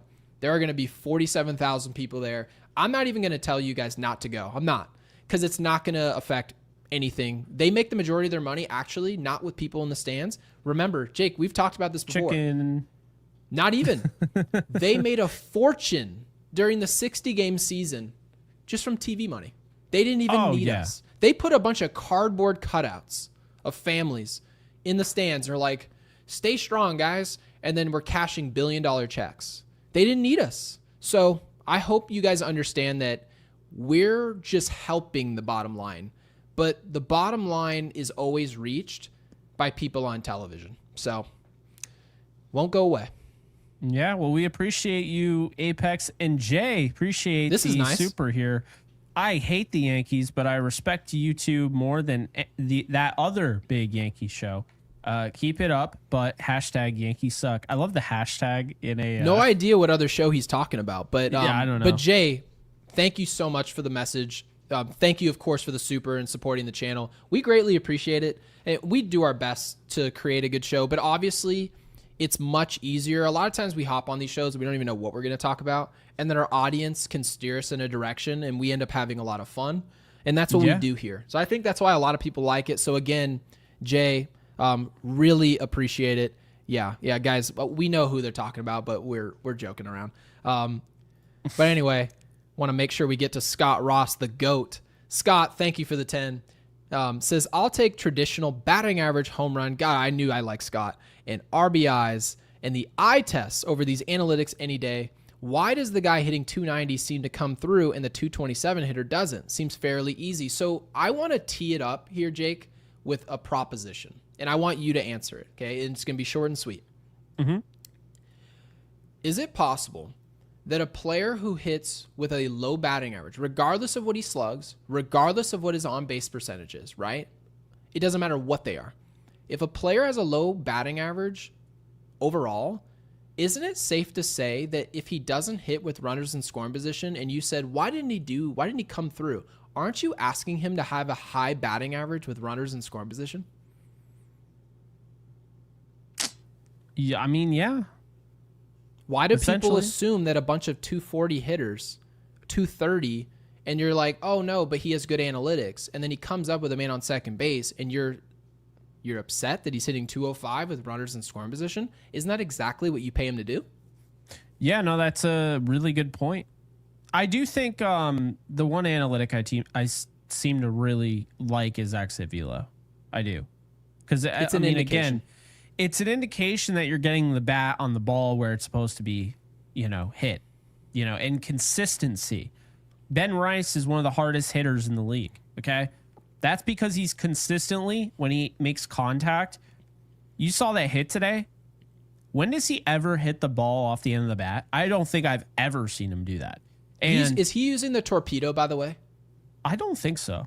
No, but okay. I mean, he could be. I don't know for sure. I don't think he is. But another 112 off the bat today, the double. Judge had a 118 mile an hour single. First off, Barrios, he would have been killed if that ball hit him. It was by him before he even moved. I know. It's scary, man. Aaron Judge hitting anything off the bat, and it's a line drive in the infield. I don't fault anybody who doesn't catch that. That has got to be a screaming demon. Remember from backyard baseball when you'd hit like the ball and it had like the flame, and it just knocked it was like a power up or whatever. Mm-hmm. And no matter what happened, you could have the best fielder in the world. You could have Derek Jeter at shortstop. It goes right to him, and he get knocked over every time because you had the screaming demon thing on.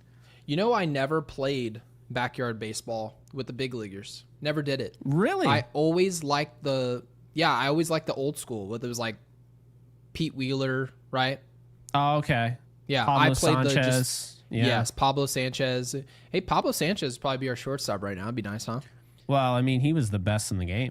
He was awesome. And even if you thought someone else was better, Pablo Sanchez was the number one pick. It didn't matter. And Mark with the 20, Mark, thank you, as always, said, would honestly and legitimately like to hear from you both about what you believe the identity of this team is. I seriously can't figure it out as our play consistently changes. Is that a reflection of the front office or manager? So let's just, honestly, Jake, I think let's be real here.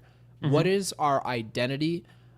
I would tell you guys, if I had to be real, I think our identity actually is Brian Cashman's ability to work at the margins and find value. And you see how that's working out. I think that the identity of the Yankees in general is that we're not going to try and win the way that all the fans on the outside, they buy championships.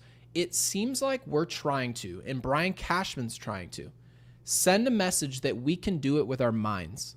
And I believe it's working to our detriment. They're trying to essentially outthink the competition because now they're not comfortable outspending them. So I believe that's our identity, trying to be the smartest people in the room rather than relying on the number one asset that we should have at our disposal, and it is money. I like everything you said. I'm just going to add on to it. I'm not going to necessarily rebuttal it. I think that they are relying on people, and there's certain people that they're relying on way more than others. They're relying on Aaron Judge to carry the offense, be superhuman every single game. You can tell. That is accurate. They're relying on Matt Blake because they can just take any jabroni and throw him in the bullpen. They're essentially telling us that how they feel about the bullpen is how they feel about the playoffs. It's a crapshoot. We can go out and get anybody, and Matt Blake can turn water into wine. They have gotten rid of some players where you're like, why did that guy not come back? It didn't really make sense, right? I still don't know why, what's his face, who were number 0 when he first came out, Ottavino. Where the hell is he? He pitched and then they're like, bye-bye, and now look at who they have. Right? Peralta. We saw Wandy Peralta gone, and we just did. There are a couple players. They DFA'd, what's his face? Gomez this year. That was bizarre. There are just a ton of moves. They seem to think we can always figure it out around the margins because Matt Blake will just figure it out. Sinker, the sweeper. Warren's working on the sweeper. Wait till you guys see the sweeper. And guess what? They were right. The sweeper was great. I don't want to just have a foggy memory because of what happened today with Will Warren. Of course. So far this year, he's been missing bats with the sweeper. The four-seamer has been incredible this year. So, yeah, it's just one of those things where the Yankees look out into free agency and they look out onto the trade market and they say, yeah, we can bring in this player, but we also can just say no to that player because he's pretty expensive. And we can, we've got this guy in the system, and then we can probably bring in this vet on a 2-year deal and get maybe not the same value, but something slightly below it. And then we can also spend the money over here. And then when we have all of it together, we'll be right there in the mix. That's the way they look at their roster. They just want to be in the mix, because if we're in the mix, Yankees Unloaded's operating, all these other podcasts are operating, everyone's at Yankee Stadium, everything works out just fine. But in the end, the Yankees and their identity, they have to have an identity of winning, and if they don't win, it's a failure. If they don't see it that way, they'll continue operating the way that they want to, whatever's comfortable. And you know what's comfortable? Never firing anyone to your left and right. That's very comfortable. All of us would like to do that. But if you're seeing poor results, you shouldn't have any problem stepping on toes until you get what you want, which should be winning. Yeah, I think also I want to make this very clear, because having watched, sports and watched how, not that like these people, they have a coaching staff and they get comfortable, but like you dealt with it with the Philadelphia Eagles. You win this. Well, you didn't win the Super Bowl. You go to the Super Bowl, and your offensive coordinator and defensive coordinator are gone the next year. Just gone. Like, sayonara, peace, see you later. Gannon is now the head coach of the Cardinals, and Steichen goes to the Colts. So to assume that the offense and defense will stay exactly the same without these two, Goliaths because they were like, Madden ratings or whatever you want to give them, they're like in the 90s. They're very good at what they do.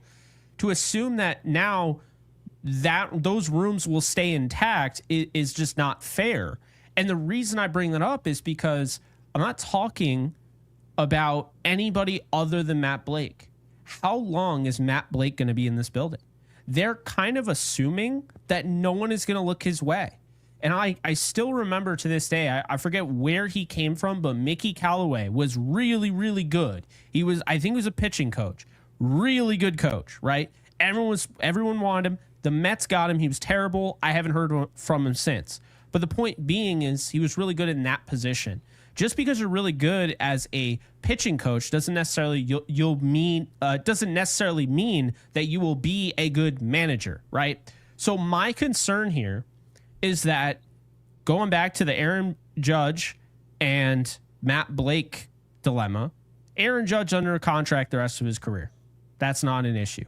The issue is Matt Blake, because if you just continue to just be like, yeah, we'll just get whoever at the deadline. We'll pick up a guy with a 6 ERA. We know Matt Blake can turn him into, gold. What happens when he's gone? Because you're going to have to change what you're doing. And to assume, Gary, I don't know about you, but every single offseason, I'm praying he doesn't leave.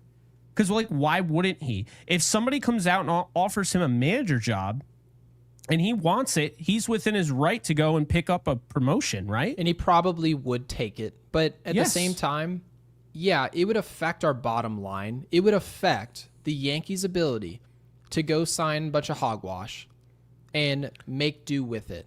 Matt Blake does a phenomenal job. He just does. He works with pitch mixes, right? Arm angle, release points, where guys are landing with their lead foot. Just a ton of different details. Tunneling. Right? They talk about that. Garrett Cole talked about it in his interview. So there's so many different dynamics to pitching that makes a player successful or just not.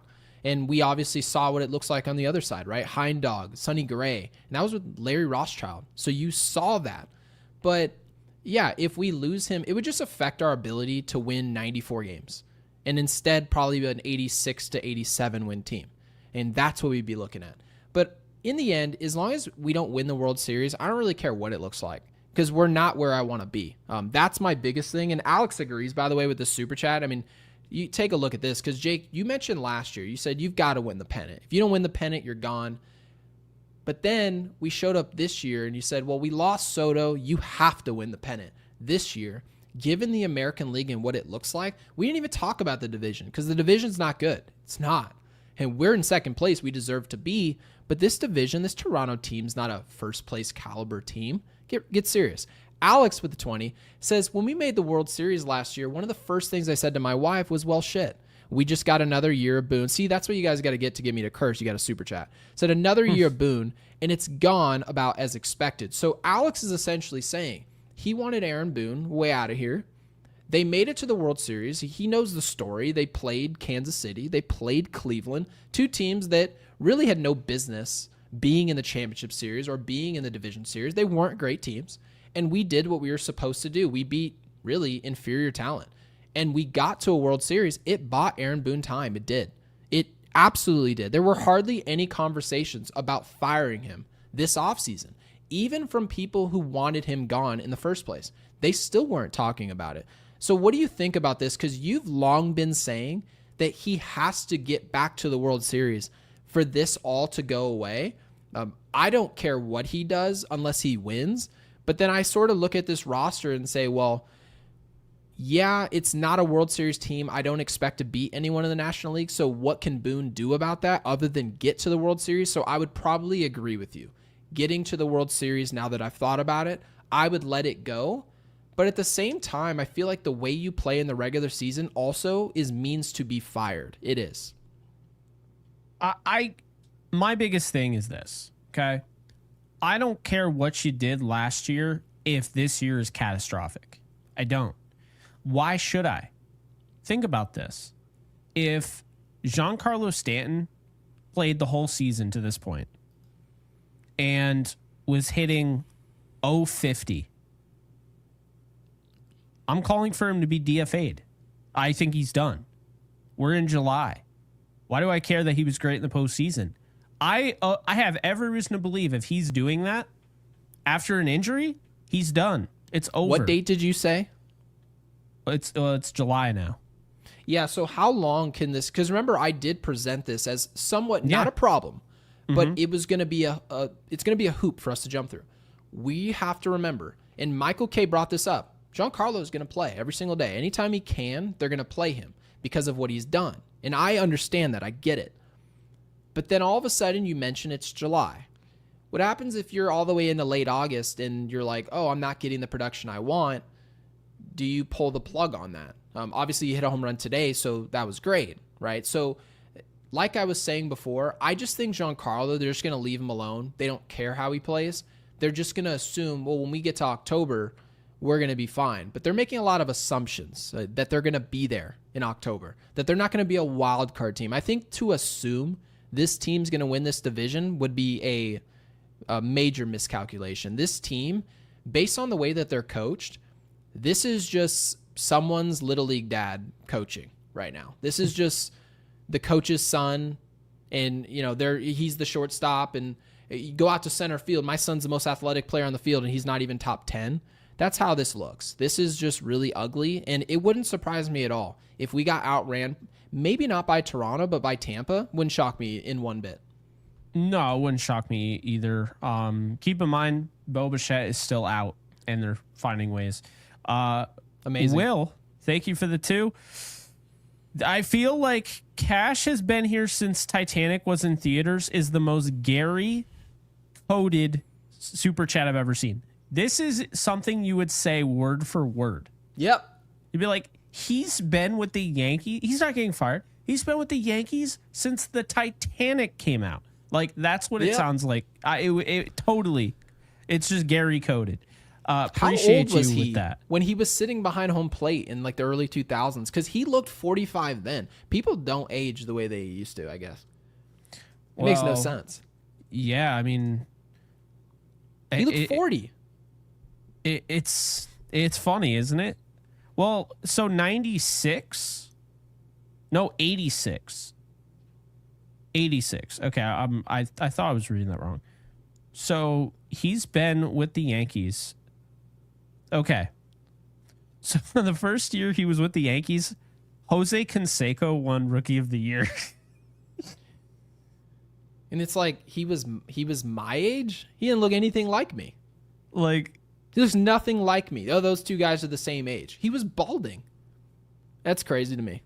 It's just Ron wild. Guidry won a Gold Glove at pitcher that year. Yeah, that's what we're talking about. We're talking about Kirby Puckett. We're talking about Mike Schmidt being the MVP of the National League and Roger Clemens being the MVP of the American League. Who would you put in the front office, by the way? If Cashman did go, right, and we got our way. Because that's actually my biggest problem. I don't really care about Boone right now. He's the least of my concerns. We're talking about the Mets winning a World Series. Okay. Yeah. That's how long ago it was. Who would you have as the replacement general manager? Because I've actually heard Derek Jeter. Obviously, he left the Marlins because they wouldn't let him spend. would you go that route? Would you go? I did hear there were a lot of people messaging me saying, "Oh, what about A-Rod? What about A-Rod?" They don't have him in Monument Park as great as he was for the Yankees. So he's not going to be the manager. He's just, you see what's going on. It's maybe not a strained relationship, but they're not necessarily welcoming him with open arms the way they should be. So he was donning the pinstripes in spring training when they brought which was cool. He clearly, cool. It was very cool because obviously you're a huge A-Rod fan, as am I. So yes. yeah, I wish it could happen, but at the same time, I mean, it's a lot of travel to be a manager. I couldn't imagine. I would say maybe. I've seen Posada before, and I know he was coaching in spring training, like he was helping them. Mm-hmm. I could see Posada being a manager, and I think put general that on manager. Twitter today. Yep. I think general manager. I think Jeter would make a lot of sense because one, it's not just you think about how much service you'd be doing yourself if you're Hal Steinbrenner for the organization and like the fan base. You move on from Brian Cashman, who everybody now is pretty much out on. I don't know a single soul in the Yankees, fan base that likes Brian Cashman.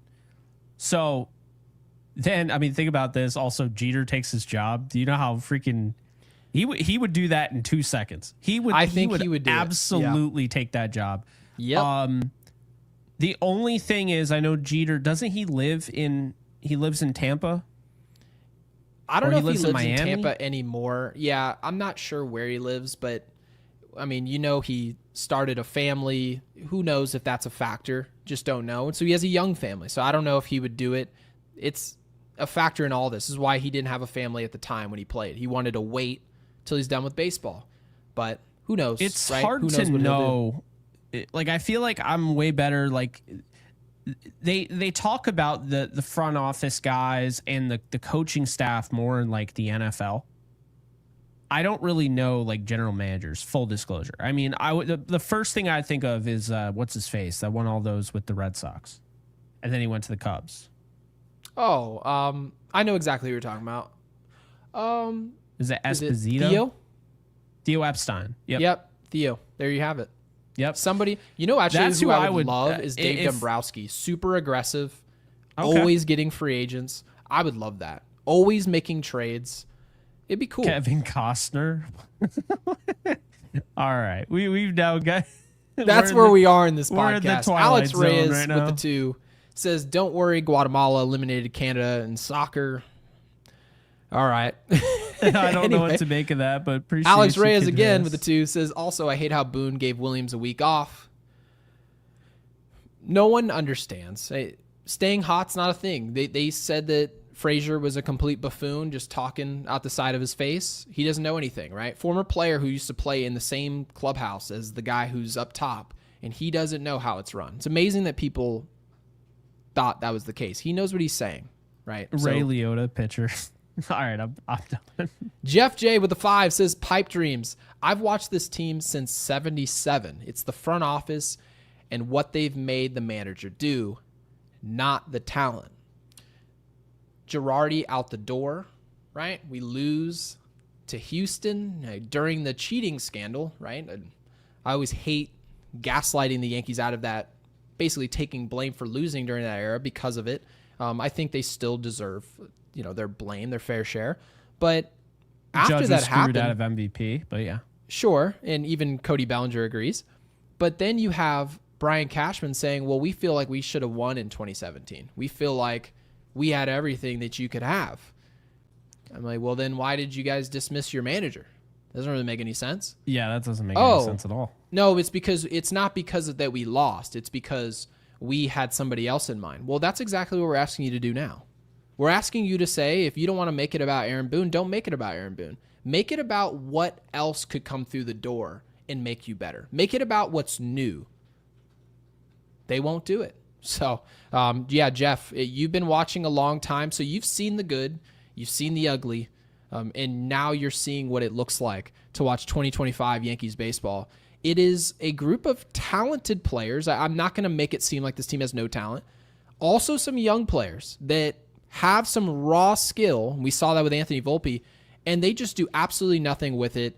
Obviously, that quote we read earlier from Brian Cashman acting like a pompous fool, like they know what they're doing in their system and developing talent. They do not. It's been disappointing to see the level that our young talents played at. And so we're still rooting for it to work, but why would it? Not going to try and sell you guys on it. And Brian here with the super. This team just sucks right now. Volpe needs to go. That is money well spent. Yeah, that's Brian. Brian is a straight shooter. Brian calls it like it is. We appreciate you, Brian. Slim, how you doing, Slim Lewis? Appreciate you. I really enjoyed tonight's game. The comeback was awesome. That said, Boone missed the memo that Williams doesn't pitch well in the 8th. Boone equals dork. Well, I think we all enjoyed the comeback. My phone was blowing up. I walked out of the room for like 10 minutes, and my mom's calling me.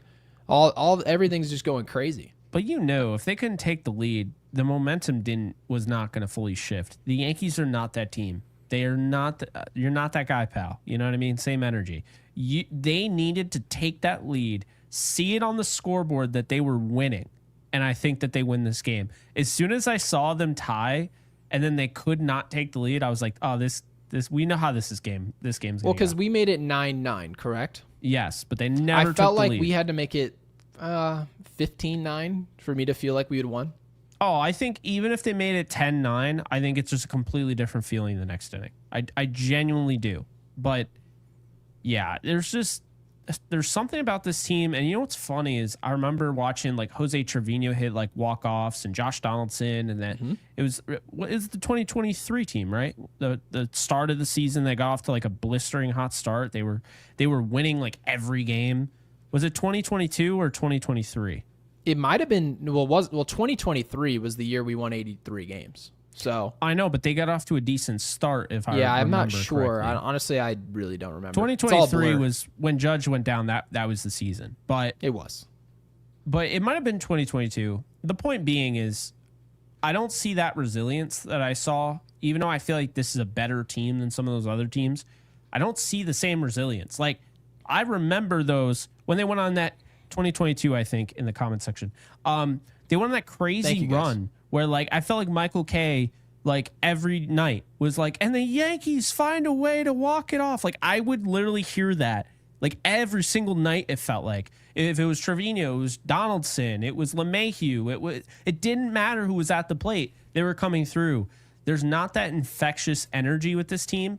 I guess the first time I've seen it all year was tonight, and they still lost. So, you don't think that you see the report earlier today? It was, I don't know if it was today, it was this week, that the Yankees potentially would look at Alex Verdugo. I'm going to pretend you didn't say that. Yeah. I'm going to pretend you didn't say that. We don't need more outfilders, okay? You definitely don't need maybe more you could play second base. Outfielders. Just throw it lefty from second. I mean, bruh, he can stand in the hole and flip it to DJ. I'll say this, man. I still stand by it. I think they're going to have to make a big move. And I don't think that they're going to be able to do it at the deadline. I think they're generally going to have to call up like a Spencer Jones, do something to actually really shake up everything. Spencer Jones just hit his 3rd home run today. He's killing it in AAA early on. It's early, but he already looks night and day better. He's hitting his batting average now, Gary, is in the high 280s, which it's never been that. It's higher than his career, which is 270 in the minors. He doesn't seem like Joey Gallo, the way that people sold it to me. He seems like a hybrid, something in between. He's going to strike out. It's still in his game. But is he able to make enough contact where you don't look up and he's hitting 203? As long as I don't look up and see a player that's hitting 220 and you have to tell me, yeah, but the analytics say this and then the ex-velo says that. No, I want a player who can put it together, and it seems like he's doing that, both at AA, and we called him up sooner than a lot of us anticipated, and he's still putting up those type of numbers. So the Yankees very easily can say, I can see this guy in our future, in the near future, and based on the way these guys are playing at the big league level, it's not very inspiring. It's not. So you can justify bringing in some fresh blood and someone to earn a role around here. Apex with the 2 says, Judge's body language, I did not see this. Jake advised me against this, so I no longer do it. He said on yes, he's pissed off. I'm assuming in the post-game interview. I'm now almost against doing it. And honestly, couldn't care less. I'm glad you brought it to me, Apex. I am. I'm greatly appreciative of it. But the time for Aaron Judge to be pissed off and want to be proactive, really, it's time to do that in the offseason. Rather than just rinse and repeat and we don't feel any influence of our best player and no, we need to go get this guy. No, we need to make sure we bring in this player and make sure he's part of our organization and becoming the best team possible. I want him pissed off in the offseason because you know what, Jake? You know when all the big moves are made? In the offseason. So is he pissed off? Why is he pissed off now? He's pissed off in early July, but you know what? In late in June, what did the players all do? They shrugged their shoulders and said, I understand everyone else is freaking out, but it's just one of many, and this is just one of the lows, and we're just going to get right back onto it. They weren't pissed. So why would you be pissed now? There's no reason to be. By the way, I have a theory. What's the theory? Not for Judge, for Cashman. Okay. Did you know he grew up a Dodgers fan? No, I didn't know this. Yep, he was a bat boy for the Dodgers. We should make Brian Cashman our bat boy. Brian Cashman is he is sabotaging the Yankees to have Dodgers supremacy. I'd almost respect it at that point. Like much better than you just making it seem like we're stupid for thinking you're not doing a great job having failed 16 years in a row. But they don't think it's failing because they win regular season games. Virtual is a Dodger fan, from what I remember. Yes, he is. In the comment section, just cracking up. I'm obviously like not dead serious or anything, but I just thought it was funny. Yeah, like, and Madman Rio with the 2 says, time for new leadership. It worked for the Phillies. New leadership isn't really you saying these past guys suck. And obviously a lot of us think Boone is just not very good and all that. Boone's not completely awful. He's not. He's clearly flawed. We've talked about all of them. Mm-hmm. But like I said, it's more so about who do you like out there? Is it Mattingly, right? Is it an old school guy, or is it also another person that loves analytics but maybe knows how to use them better? I don't want to go that direction. That's for other people. You can have your own flavor of which direction you want to bring this team, but I'm more in the camp personally, I'll speak for myself, of a Joe Girardi. I know he's been dismissed. I know people have talked about, will they bring him back? Probably not. No. But I want a person who's almost more hard-headed in being old school than anywhere near the direction that we're in now. That's how I feel, Jake.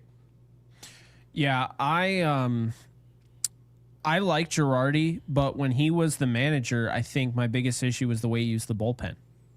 Did you feel like he overused it? Well, I felt like see, that's the weird thing, is that I will sometimes hear that, and I feel like it's almost revisionist history. He used the bullpen just like Boone does. He just didn't have an analytical spin on it. He had to take all the blame. And keep this in mind, the way he used it, this is before that you had they must face 3 batter rule now. Yes. So they would literally put a guy in, face 1 batter, take him out, and then at the end of the game, you'd be like, this is a 5-0 game. Why didn't we pitch 8 guys? So that's just the way baseball was sort of played. Also, 5 or 6 years before Girardi was managing with us, we also saw, or before he was dismissed, we saw the San Francisco Giants win 3 World Series championships doing that way. Essentially bringing a guy out in the 6th inning, and it was super boring. There was a bridge guy. He would pitch in the 7th. He'd pitch to 2 hitters. They bring in a lefty specialist to pitch to the last guy with nobody on base. They get the out. They bring in Romo, some frisbee slider guy. And it was just mix and match and, match up here. He has bad numbers against this guy, so he's coming out. And there were all types of like old school logics as to why guys were pitching. In today's game, they're like, Tim Hill's pitching. Oh, why is he pitching? Why is he pitching? Oh, because there's a man on first base and he gets a lot of ground balls. No, he doesn't. Yeah, he has that soft contact. Where'd that ball go today, Gary? How hard was that ball hit? How off soft of someone's was it? forehead in left field. Yeah, someone's dead now because no, but That analytic, I feel like it's lying to us. Clearly, it's not. Maybe the contact when it is in play and not over the fence, it is weak. But when you give up homers at the clip, it feels like he gives them up. It's brutal. What's some up? potential decently big news here. Max Muncy just took a head first dive when he was covering third into his knee.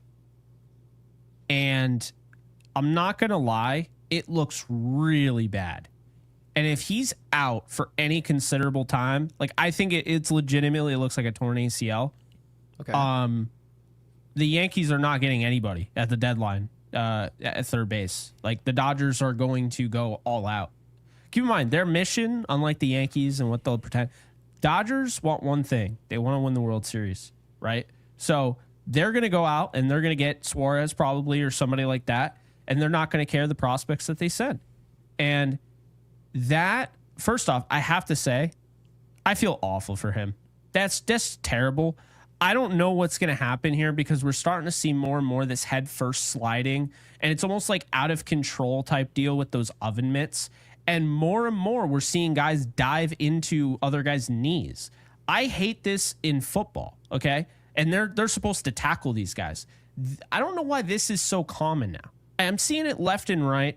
Now we could have a real serious injury on our hands.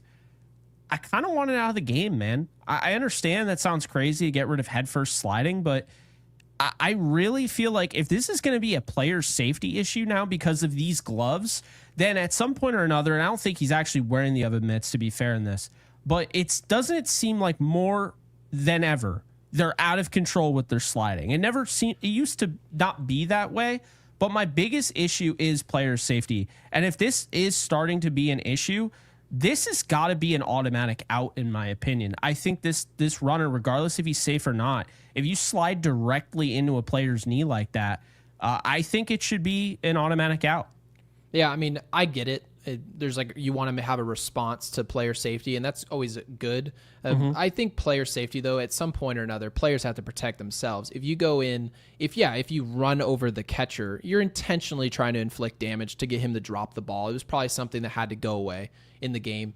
But players that slide in head first, I think it's about the intention. They think it's faster, right? You get down earlier, but you do see fingers get jammed, right? All types of different issues there. But I just think this is something players have to figure out themselves. You're not going to really be able to govern it. All of a sudden, we're going to be in a playoff game and someone slides head first into third, and they're going to be like, nope, Judge is out, because whatever. People would have a problem with it. I would have a problem with it. Fair. So I get it. And Ronnie with the 5 with the super says this is more of a Cashman problem than Boone. I'd say it's a Hal problem, but I truly believe Hal is intimidated by Cashman. I don't really think Hal is intimidated by Cashman. And Ronnie, thank you for the 5. I genuinely just believe he's afraid of holding anybody accountable. Once he got his guys in the room, okay, who do I want? Who do I want at GM? Who do I want at manager? It's going to be people I can control. It's going to be people who want to do things the way that I see it, the way that I would do it. And then now that I know they're in the position that they're in, I can now step back and it'll play out the way that it would have gone if I did it. That's what he's doing. And it's hard to fire people that are doing it the way you would do it. And you have to learn through trial and error, this is not working. And if he did fire Brian Cashman, that's essentially him saying, my dad's way was better. There you have it. My dad's way of doing it, where, okay, we failed at this thing, and then we're going to show up in the winter, and I'm going to impose my will, be reactionary. He doesn't want to be that. So, but Cashman was also kind of grandfathered in by his dad. So if he were to, sure. I mean, I know they're friends, I guess, but I don't know. I think that'd go a long way too. I don't know. And at the same time, Brian Cashman was standing around while Gene was making the decisions. So that's the difference, is that you're talking about like Brian Cashman. Obviously, he was grandfathered in. There's no question about that. He's been with the Yankees forever. But to be the general manager, like the head honcho, yeah, Hal wanted that. He's loving it. I don't know how you shadow a guy like Gene Michael and not I don't know, be good at what you do. I mean, like, you see the team that they built. See, they used feel, and they used like the eye test, and we appreciate you, Ronnie, of course. Thank you. They used all of that before analytics. They were like the money ball. I mean, think about this. They were adding who were the guys that like really showed up in that run? Guys like Scott Brocious and Chad Curtis and Chuck Nullblock. You know what I mean? Like, those aren't guys that today you're thinking, wow, bunch of Hall of Famers right there, right? Getting Robin Ventura at the end of his career, right? Like, that's what we're talking about. They found a way to just get the right mix of guys. And what you found is that, you know, they didn't have an Aaron Judge, so to speak, in their lineup, right? It was pretty balanced all across. I mean, you look at the lineup, the stats are really good, but they didn't have an Aaron Judge. But what they did have was an infectious offense where if someone got something going, a rally going, everyone else followed. And that, to me, even though we saw that today, and this is probably the worst time to bring it up because we saw that today. Literally, what we saw today is what the Yankees of old used to be. That is what I believe they're missing on a day-to-day basis. And I understand it's baseball. I understand you can't win every game. No one is ever going to go 162-0. Well, we're proving that.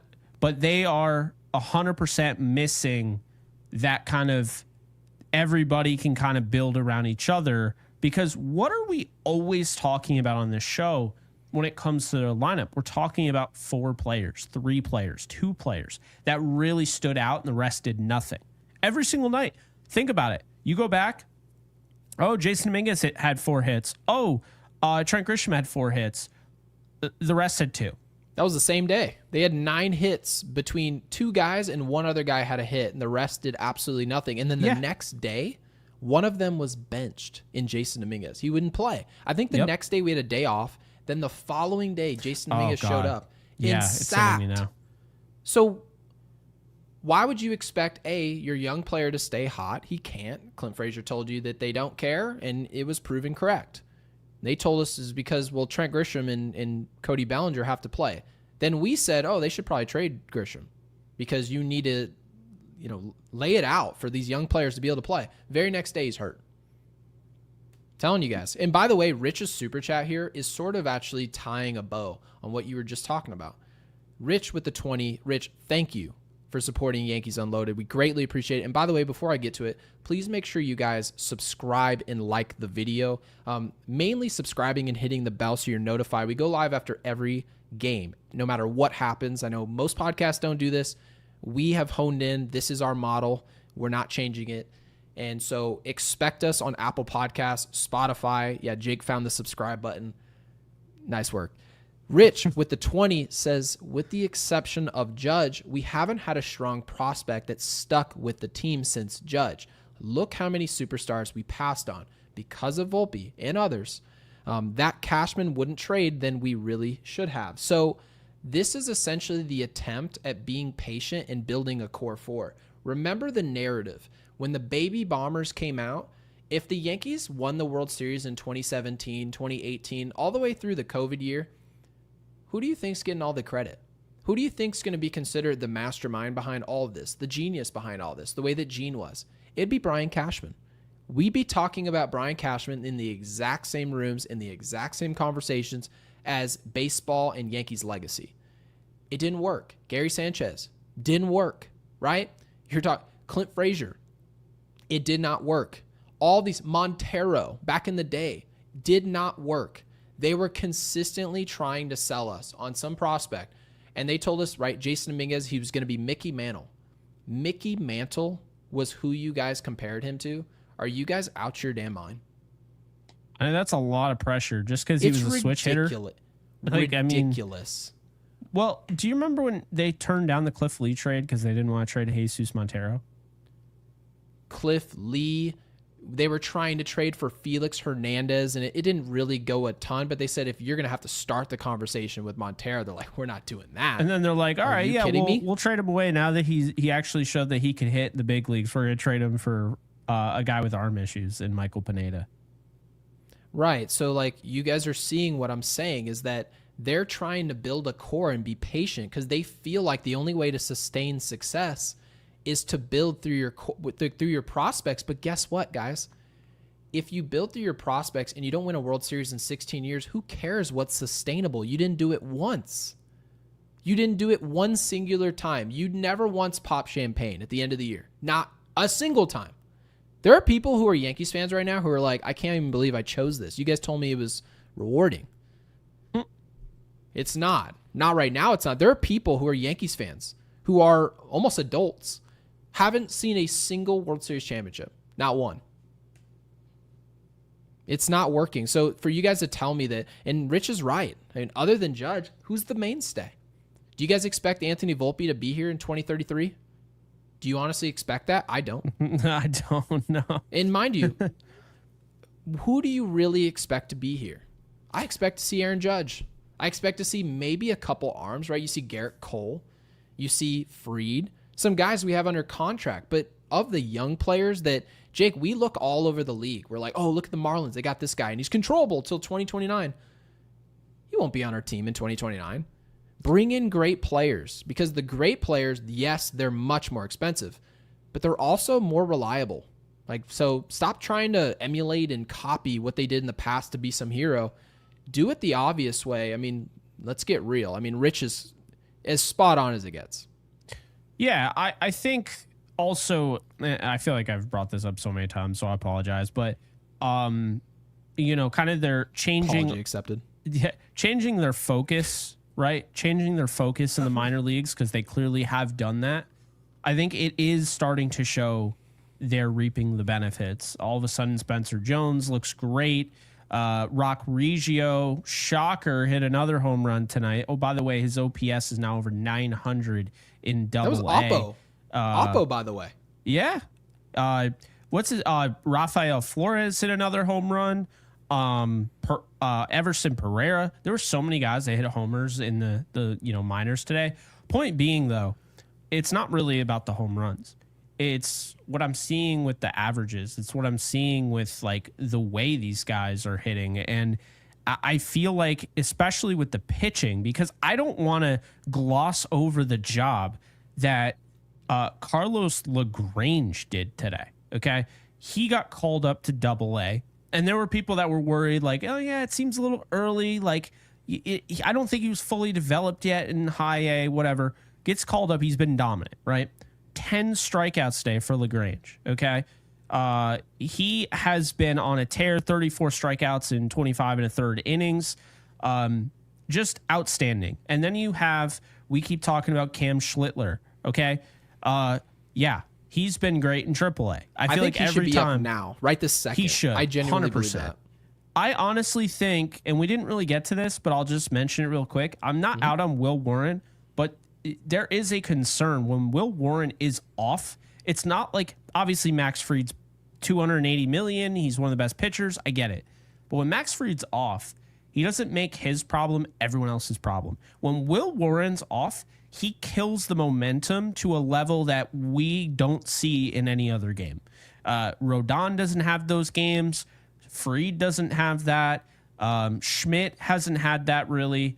I mean, I like Will Warren. I do. And I think he's got great stuff. But my biggest concern with Will Warren is you can't have this in a playoff game. You lose if this happens. And to me, I understand you're probably saying, well, I wasn't going to pitch him in the playoffs. Anyway, that's fine. True.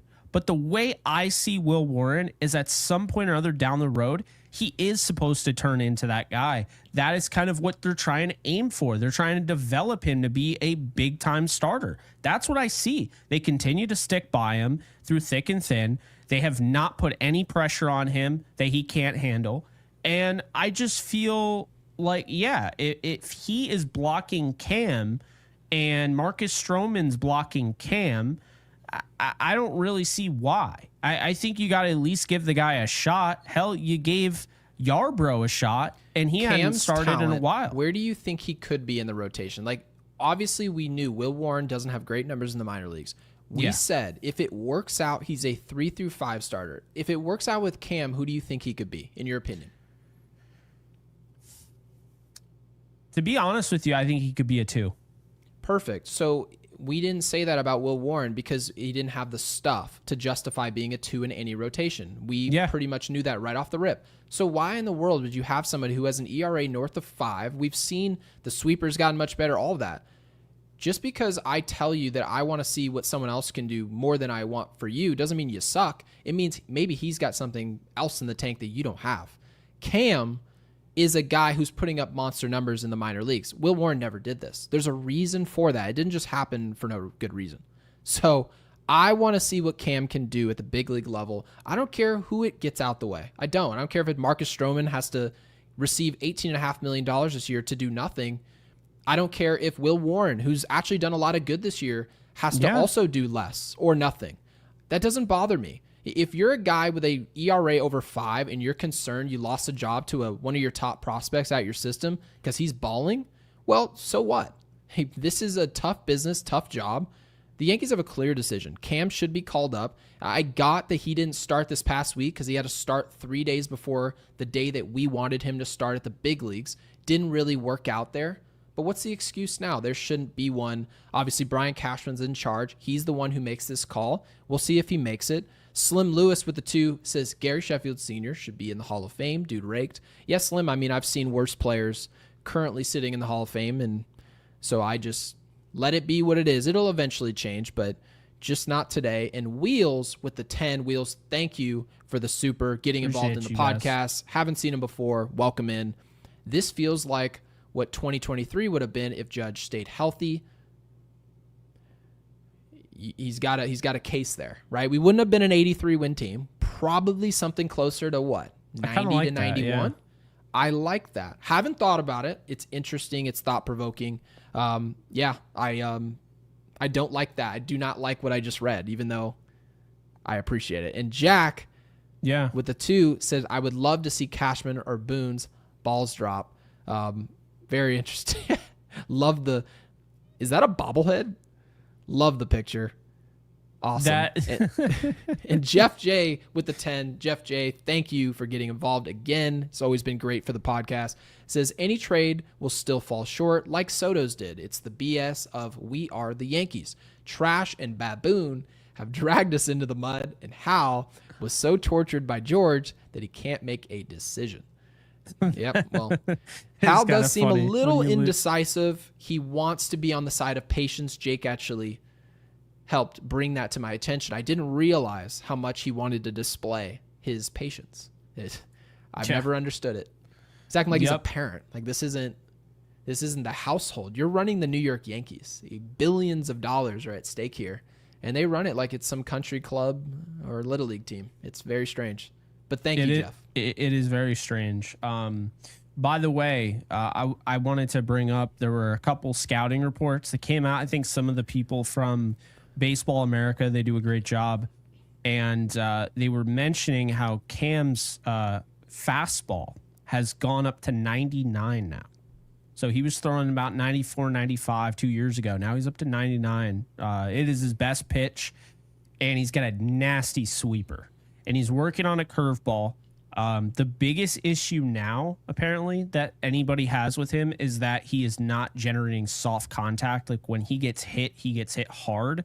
But he's a very high upside talent where he's got 35 strikeouts in like 20 innings in AAA. And he's showing them essentially not what they expected. He's kind of ahead of the curve.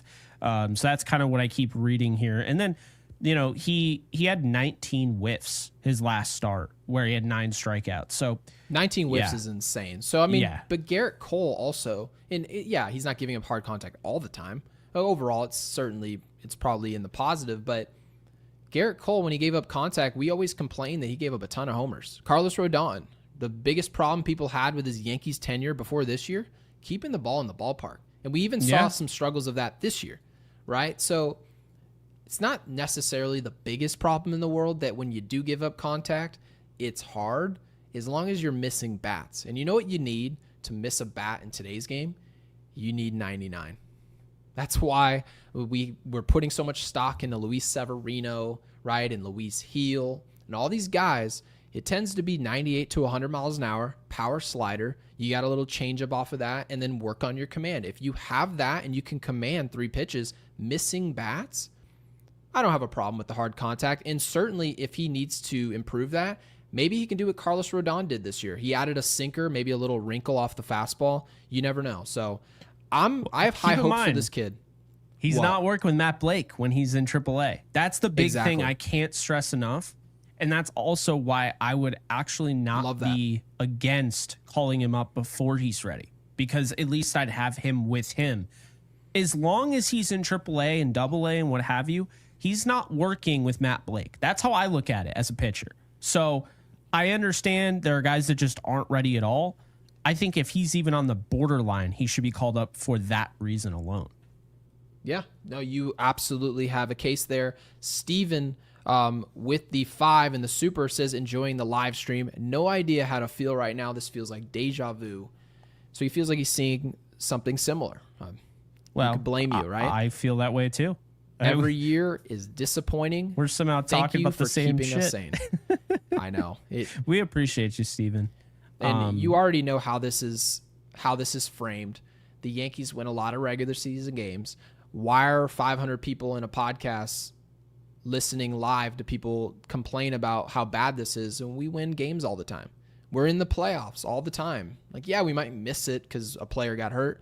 But for the most part, by October, when everyone's watching, we're going to be there in the dance. They treat it like it's March Madness, like there's no skill to it, like they have no control over it, and it's just random violence. It is not. There's a reason why the Yankees are the most famous franchise in the history of this sport, and maybe many others. It's because we were intentional about what we were doing to win, whatever we had to do, right? Gene, you have George, all these different people trying to influence. The whole thing was just to be a champion. Derek Jeter hopping on every different Tonight Show saying, I don't give a rip about anything other than winning championships. And it sounded like funny at the time, but he was being honest. That's how they judge themselves. The Yankees today don't judge themselves that way. And they get upset when the fans judge them in that way. Any old school fans who decide that I want to look at the 2025 team the way that I could look at the team in 2000. I want to judge them the same way. They don't let you. They gaslight you. Do you remember when they, what was it? That report came out that Aaron Boone or somebody in the clubhouse showed him the Red Sox coming back from 3-0. Okay. Do you remember that? They were showing who? No, the players. Like, they watched that. Remember that report coming out? No. To come back against the Dodgers? They showed the 2024 Yankees clips of the Red Sox coming back, and we're like, "Oh, get the camcorders ready." These boys Am are I going crazy, or I remember that report like it was yesterday? Did anyone in our comment section? Did you guys see this report? I didn't see this report, so I can't confirm it or deny it. Oh my god, you never saw it. That's yeah. It you're being serious. I'm being dead serious. I would not make up something like that. Hey boys, you guys don't come back a rip. But watch this group over there. They're supposed to be your enemies. Watch them do it. Yeah, so Yankees, so what? Yankees 3-0. Didn't work. Yeah, we lost in 5 games. There's nothing you could have shown them. I don't care what you show them. They could have had Ray Lewis come out and give a speech before the game. It didn't matter. It's about being prepared. That's what baseball's about in October. Are you talented? That's how you get there. Are you prepared? Are you fundamentally sound? Can you run the bases? Can you hit with runners in scoring position? If you can't do these things honestly, if you don't excel in all these, you're going to get exposed. I can't find it, but I do remember the report. It was a tweet. Clearly it was real. Yeah, and there are plenty of people in our comments that say they've seen it. And yeah, it's just ridiculous. Have no words. Absolutely barbaric, ridiculous, and just to confirm that this Yankees team had nothing for the Los Angeles Dodgers, the Yankees, with their new improved roster that the front office said, we love this roster, wait till you see it, we can win the World Series. We went and matched up with the Dodgers. Oh, it's on all the big networks. Everyone's going to watch it. Ratings through the roof. It was 2022, not 2024. Okay. Yeah, I knew it was a thing. But still, that's the fact that it was a thing is the problem. That is a problem. Watch this other organization do it. They do it really good. You guys maybe can learn something about it. Like, why are you doing that? Why would you show? See, like, you just avoid it because it's like, yeah, you know what we're gonna do? You know how like you respect A-Rod and Jeter when they come in the clubhouse, they visit you. Yeah, we're gonna watch them literally get mortified as the Red Sox come back and beat them. It actually doesn't even matter really what year it was. It's the fact that it happened in any year. There's no point of it. It shouldn't exist. The Yankees should be setting the standard. They shouldn't be looking at other people to create it for them that they can reach it. That's just nonsensical. And also, you went into the offseason and pity-pattered around, did it your way. And now you want to turn around and be like, hey, players, go do it. I've done what I needed to do. I built a championship team here. You guys need to do the rest. Oh, okay. Covering the Yankees is like just a crazy, it is like a crazy docu-series because there's always something. We should watch the Bad News Bears. The Bad News Bears, for those of you who have watched the Bad News Bears, they never win. They lose in the end, right? And then they basically say Tokyo for like whatever reason. I don't remember that, but I do remember they got sponsored from a bar. It was like Billy Bob Thornton, which, by the way, not many people know this. I can't believe I haven't said this to you, Jake. I know I haven't told you this. You have told me this. Oh, I have. Okay, perfect. Yeah. I was a finalist to be in the newest Bad News Bears when I was a kid. And I was supposed to be the right fielder that was in his underwear in the tree. And I didn't get the role. They almost gave me the role because I could throw a baseball so well. They're like, oh, this looks really good on camera. They almost gave me the role. And then the producer came in and was like, oh, no, he's too old. And they kicked me out. They were like, get him out of here. He's too old. Which was brutal. The more you know, man. Sucked. I don't know how much I was going to get paid or none of that. But, well, yeah, my mom could vouch for that. It's so funny to me because this team there's always drama with this team. There's always something, whether it's the 3-0, whatever we were talking about in 2022, or Brian Cashman saying, yeah, Stanton always gets hurt. So like, it's always something. The yelling at the reporter for Volpe that we brought up at the beginning of our show. Point being is there's never a dull moment unless they're on the baseball field. Then they've had some pretty boring baseball this year. Even though they're 10 games above 500, which I'll tell you, in most cases, like basketball, I'd be fine with, right? In the NBA, if you're 10 games above 500, that's fine. Like, I'm not feeling amazing, but I'm not, like, freaking out. 10 games above 500 with a $300 million payroll and the best player on planet Earth. What about when you're in a bad division? What about when people describe the Boston Red Sox as underachieving, the Blue Jays are in your division, and they're leading you, by the way, winning the season series. Yeah. And they're tied with you, and they're in first place. And then you've got the Rays, who are playing in your park. So Yankee Fangirl for Life says, I remember Tokyo and Bad News Bears too. Yeah, so I didn't see that one. I can't believe I remembered that. I haven't seen that in years. You ready to get to our picks? Yeah, so tomorrow, Clark Schmidt is taking on Chris Bassett. Bassett gives up 11 home runs this year. Okay. He strikes out about almost a batter an inning, gives up more hits than innings pitched, and he's walked 25 batters. He's 7-4 with a 4.29 ERA and a 1.36 WHIP. There's no way we see Grisham tomorrow, right? If we see Grisham and no Jason Dominguez, wouldn't that be crazy? If you sit Jason Dominguez, so help me God. Are you kidding me? Like, can we not do that? For real? You have to understand, it's getting to the point where just for entertainment value, right? Because they are an entertainment business as well. I think a lot of people kind of forget that. But their job is to go out there and win baseball games, but it's also to entertain us, right? No, there's no way we see Grisham tomorrow. So he's batting 182 against Bassett with an... Well, don't say there's no way, because then that's when I start to believe there is. There's almost no way. Okay, almost. I'll let that slide. They really haven't seen Bassett that much because he was on the Mets for so long. So, Judge, he's hitting 294, 839 OPS against him. LeMahieu is hitting 0 and 14 at bats, so he should be nowhere near a baseball field of any kind when it comes to. Yeah, but he's got Chris the glove Bassett. over there at second. He's a statue. Anthony We should Volpe give him one has of those segways, like one of those mall cops they get on, and they on Oh my defense. He can God. just he can scooter over to the ball. Anthony Volpe's hitting 333 OPS against Chris Bassett. Oh, I thought you were going to tell me something good. No. Cody Bellinger's hitting 919 OPS against Chris Bassett. That's only 9 at-bats. So, yeah, there's just not a lot of at-bats here.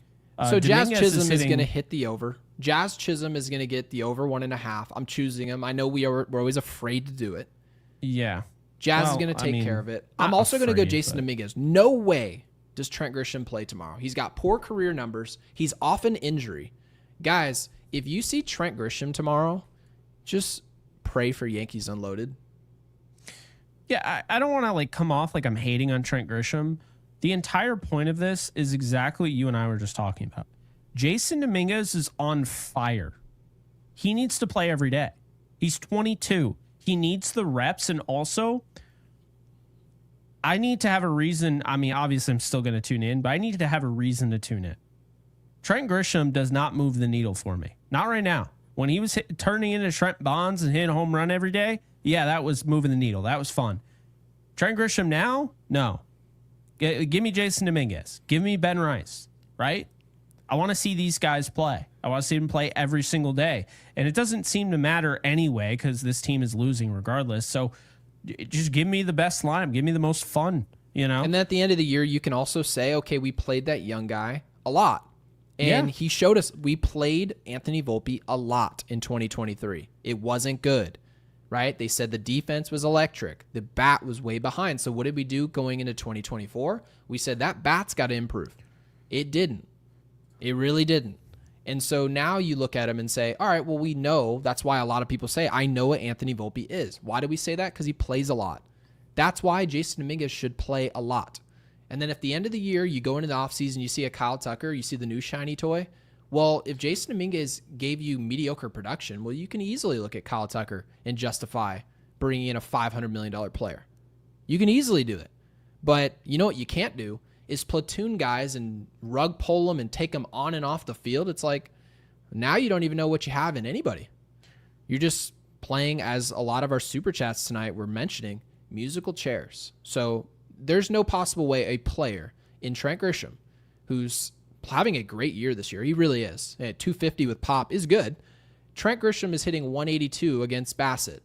There's no reason that he would ever touch the field tomorrow as a starter. If he does, we are kidding ourselves. I don't know what they're doing. So I'm going to give them the benefit of the doubt. I don't think there's any way we see it. And if we do, tag me on X so I know not to not watch this game. Yeah, I'm going to agree with you on Jazz and Dominguez. I'm going to also have a backup plan in case Dominguez doesn't play. Okay. Screw it. I'm just going to keep him in there. Paul Goldschmidt. Okay. I think he's starting to get back to where he was. He's not normally great against righties, but one thing, yeah, he is great against righties, actually. Scratch that. So I meant lefties, but he is a righty. He's really good against Bassett. He's got a 444 batting average and a 1,300 OPS. So, yeah, I like... batting average, what's that? Yeah. I was quoting Brian Cashman. He has no clue what batting average is. He doesn't get it. Paul Goldschmidt. What do we want them to drop in the comment section, by the way? Because I'm assuming you're going to take Goldschmidt for the 1.5. We're going to take Chisholm and Dominguez, and that's it. And Dominguez. So we've got the trifecta. I'm staying going. away from overs and unders. And okay, I know what I don't care want about them to any of that. drop. I know what I want them to drop in the comments. Drop who you guys think will be gone first. Do you think the Yankees are going to say, oh, the entire problem or the gist of the problem is Aaron Boone? It's going to happen at a way later date. We understand this. We know it. We've consumed it. Who do you think's gone first? Is it Brian Cashman and the way they build their rosters? Or is it the guy who's calling the shots of who plays where in Aaron Boone? Drop that in the comment section. I'll be very interested to see what people think, what they say, the reasons why. Is it Hal? Is it his problem? Let us know in the comments. Yeah, sounds like a plan. So that is going to do it. if you're here, then that means you successfully made it through a 2 hour and 9 minute episode, which is as long as most movies are. It's probably longer than most of the MCU movies that come out nowadays. No Love Island tonight. It's a Wednesday, so I was all good to roll as long as possible. So there we go. A little subscribe reminder there. Also, this is your thumbs up reminder. I'm doing it in a way that's not breaking my wrist this time, so that's great. And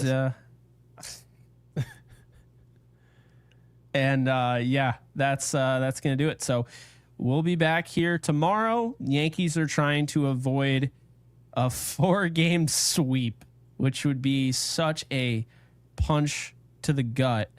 But really, what difference does it make? They've been playing with shit regardless. Anyway, that's going to do it. We appreciate you guys hanging out with us, and we'll see you tomorrow. And like this video.